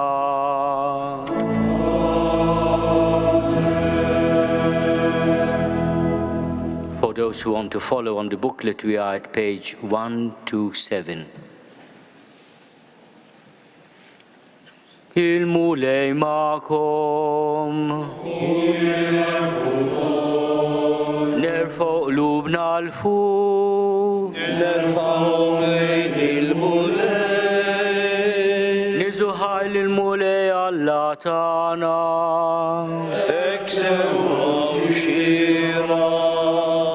Sewa u xira tassew mulej missir għaddis, Alla ta' dejjem li tista' kollox. Tajjeb u taġi tas-salvazzjoni tagħna li dejjem nistqarru l-glorja tiegħek. Issa verk akbar inxandru f'dan il-lejl li fih ġie sagrifikat Kristu il-ħaruf tal-għajt tagħna. U l-ħaruf tas-sew li neħadnu bit tad-dinja bil-mewt tiegħu eret il-mewt tagħna u bil-qawmin tiegħu kisbilna ħajja ġdida. Għalhekk dan il-feħ tal-għajt imxerret ma' kull imkien fid-dinja, il-bnedmin kollha jimtlew bilena u l-għawit tas-sema mas-setat tal-anġli jinżjulek innu ta' glorja u bla eda jitennulek.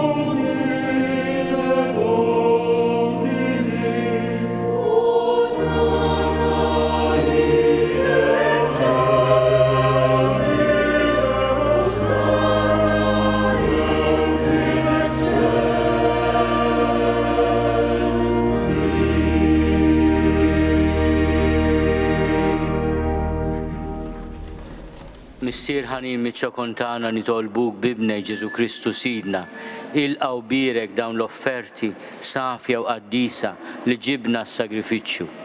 Aħna nofruhomlok l-ewwel nett tal-Knisja tiegħek qaddisa u kattolika, għatija slim ħarisa qada u mexxija mad-dinja kollha, flimkien mal-qaddej tiegħek il-Papa Franġisku, miegħi qaddej tiegħek mingħajr ma jistoqli, mal-Isqof Joseph li qed jgħinni, mal-Isqof Anton u mal-isfijiet kollha li ħadnu jistqarru l-fidi vera u kattolika li għaddewna l-Apostli.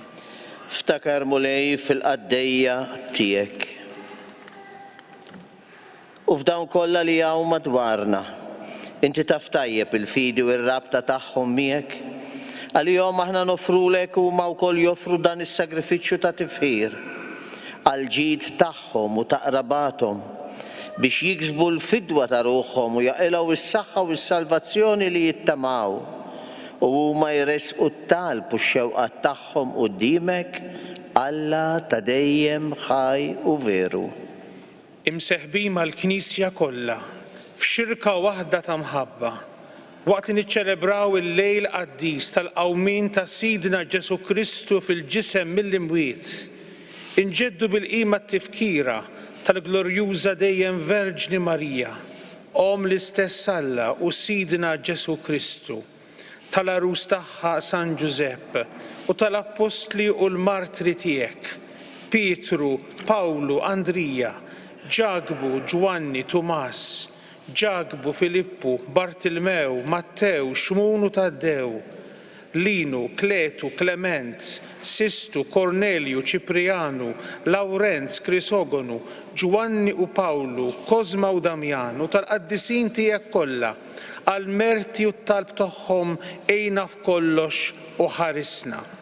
Ilqa nitolbuk mulej din l-offerta tagħna u tal-familja kollha tiegħek. Nofrulek ukoll fisem dawk li jogħġbok nisser mill-ġdid mill-ilma u l-Ispiritu Santu u taħfrilhom dnubithom kollha.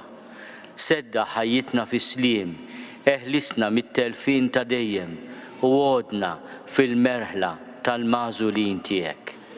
Birek u Alla nitolbuk din l-offerta, għamel li tkun kollha kemm tiegħek, wettaqa għad-disa il-qaħħa biex issir għalina il-ġisem u d-dem ta' ibnek il-Aziz Sidna Ġesu Kristu. U għaw l-lejl qabel ma bata, ħal ħobs li dejn qaddisa u mbirka tiegħu. Refajneh lejn is-sema, lejk Alla missieru li tista' kollox. Radlek il-ħajr, birek, qasam, tal id-disċipli tiegħu u qal.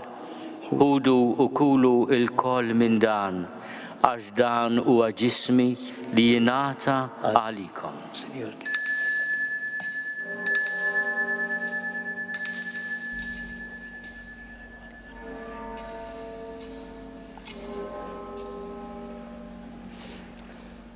Ekk ukoll wara l-ikla ħadan il-kalċi għażiż li dejn qaddisa u mbirka tiegħu.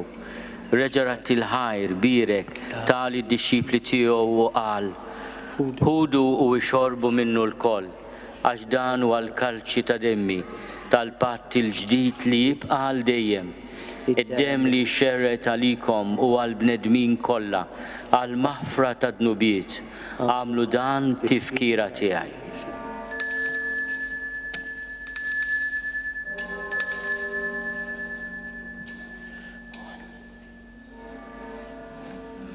Dan hu l-misteru tal-fidi.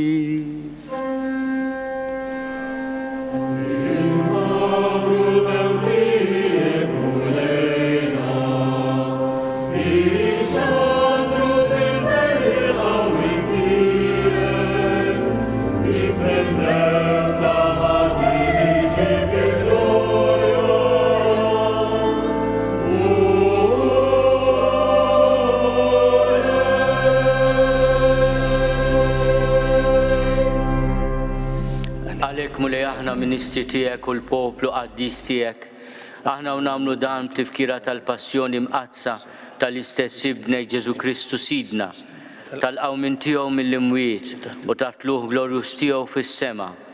Nofru lis-seb tiegħek bla tarf mill-ġid li inti stess tajtna, vittma safja qaddisa bla teba, il-ħobs qaddis tal-ħajja ta' dejjem u l-kalċi tas-salvazzjoni bla tmiem.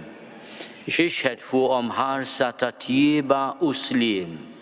Il-qaħħom bħalma għoġbok tilqa l-offerti tal-qaddej ġus tiegħek Abel, is-sagrifiċċju ta' missierna Abraham u s-sagrifiċċju li offrilek il-qassis il-kbir tiegħek Melkisedek, sagrifiċċju qaddis, vittma bla teba.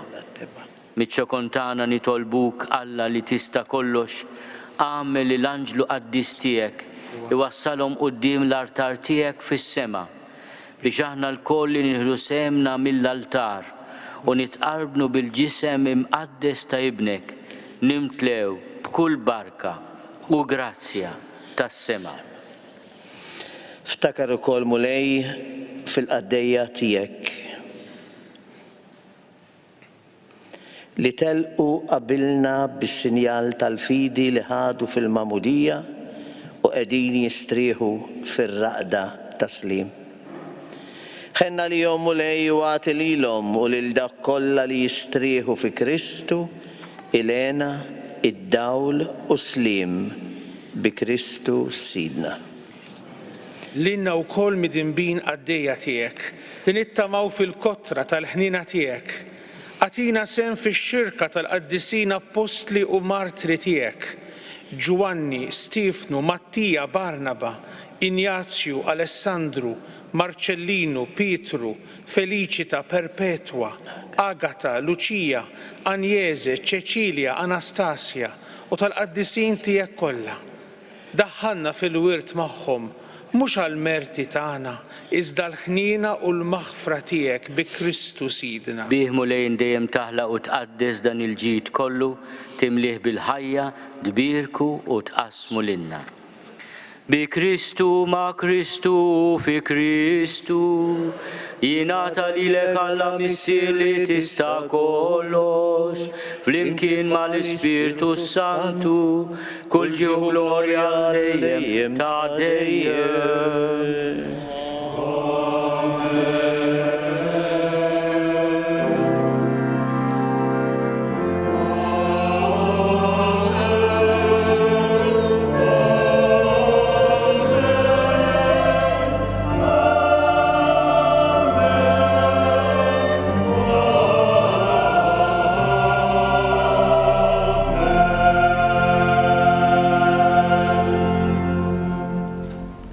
Today, these our brothers and sisters have received baptism and so can call God their Father.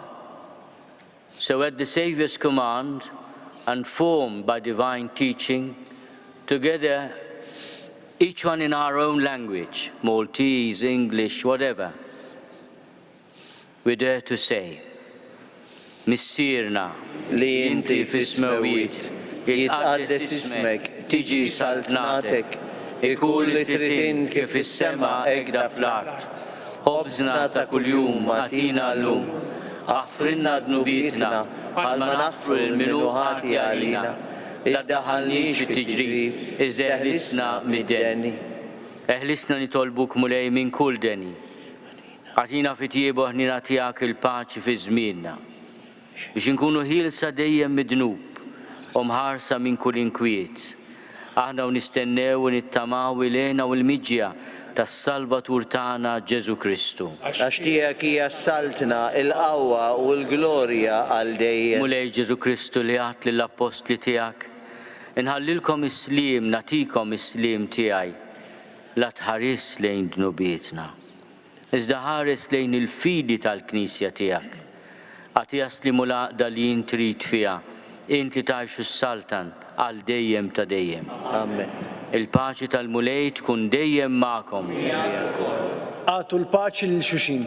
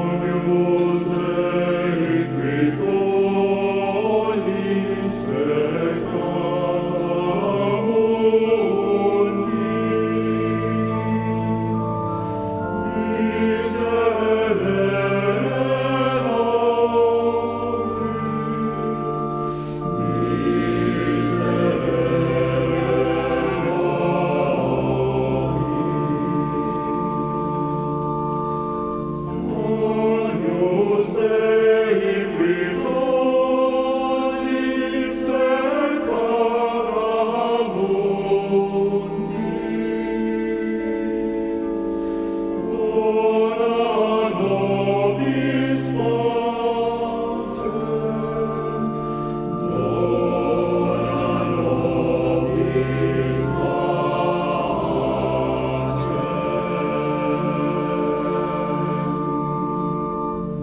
Dan hu l-ħaruf talla, dan hu li neħid nobiet tad-dinja, ħenin dawk li huma mistiedna l-ikla tal-ħaruf.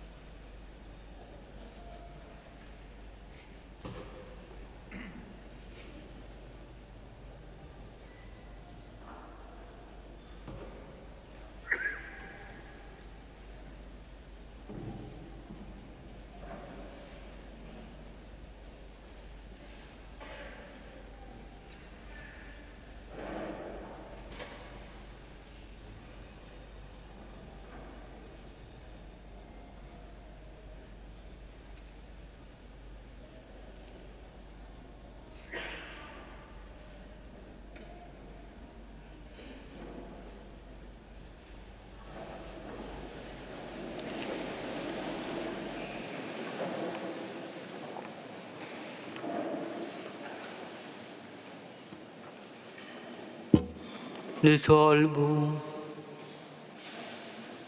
Sawwab fina mulej l-ispirtu tal-imħabba tiegħek u bħalma tmajtna mas-sagrament tal-għajt. Hekk ukoll fit-tiba tiegħek għamel li l-koll nkunu qalb waħda bejnietna bi Kristu Sidna.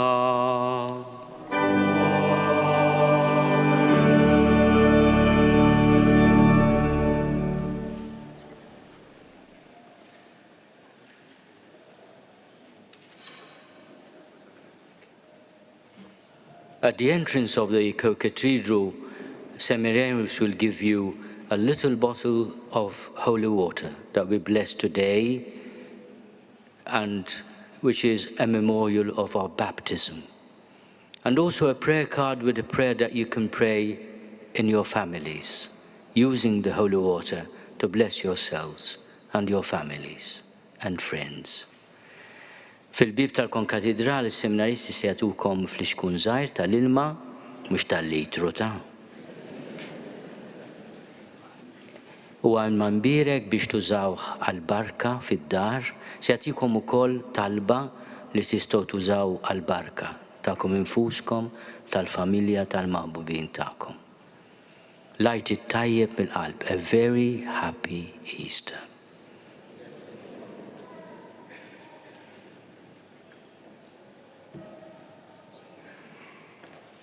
Il-mulej ma'kom. Lilkom li nġbartu hawn illum għal din il-festa solenni tal-Għajt.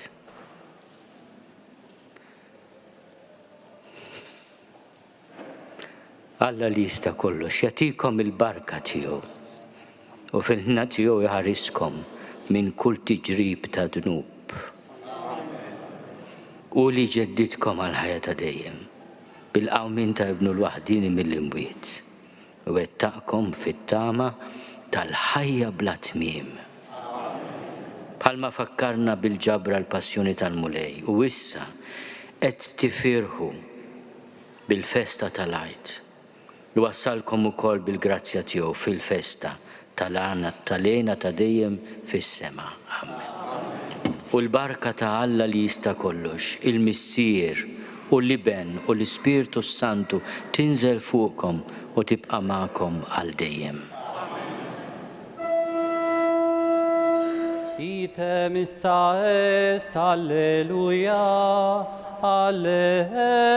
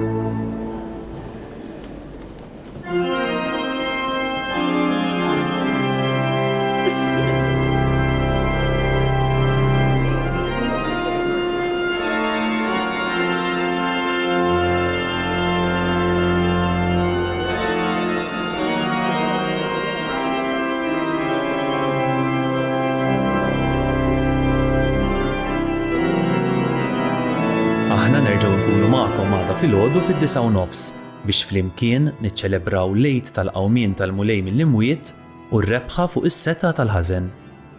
Il-lejl it-tajjeb lil kulħadd.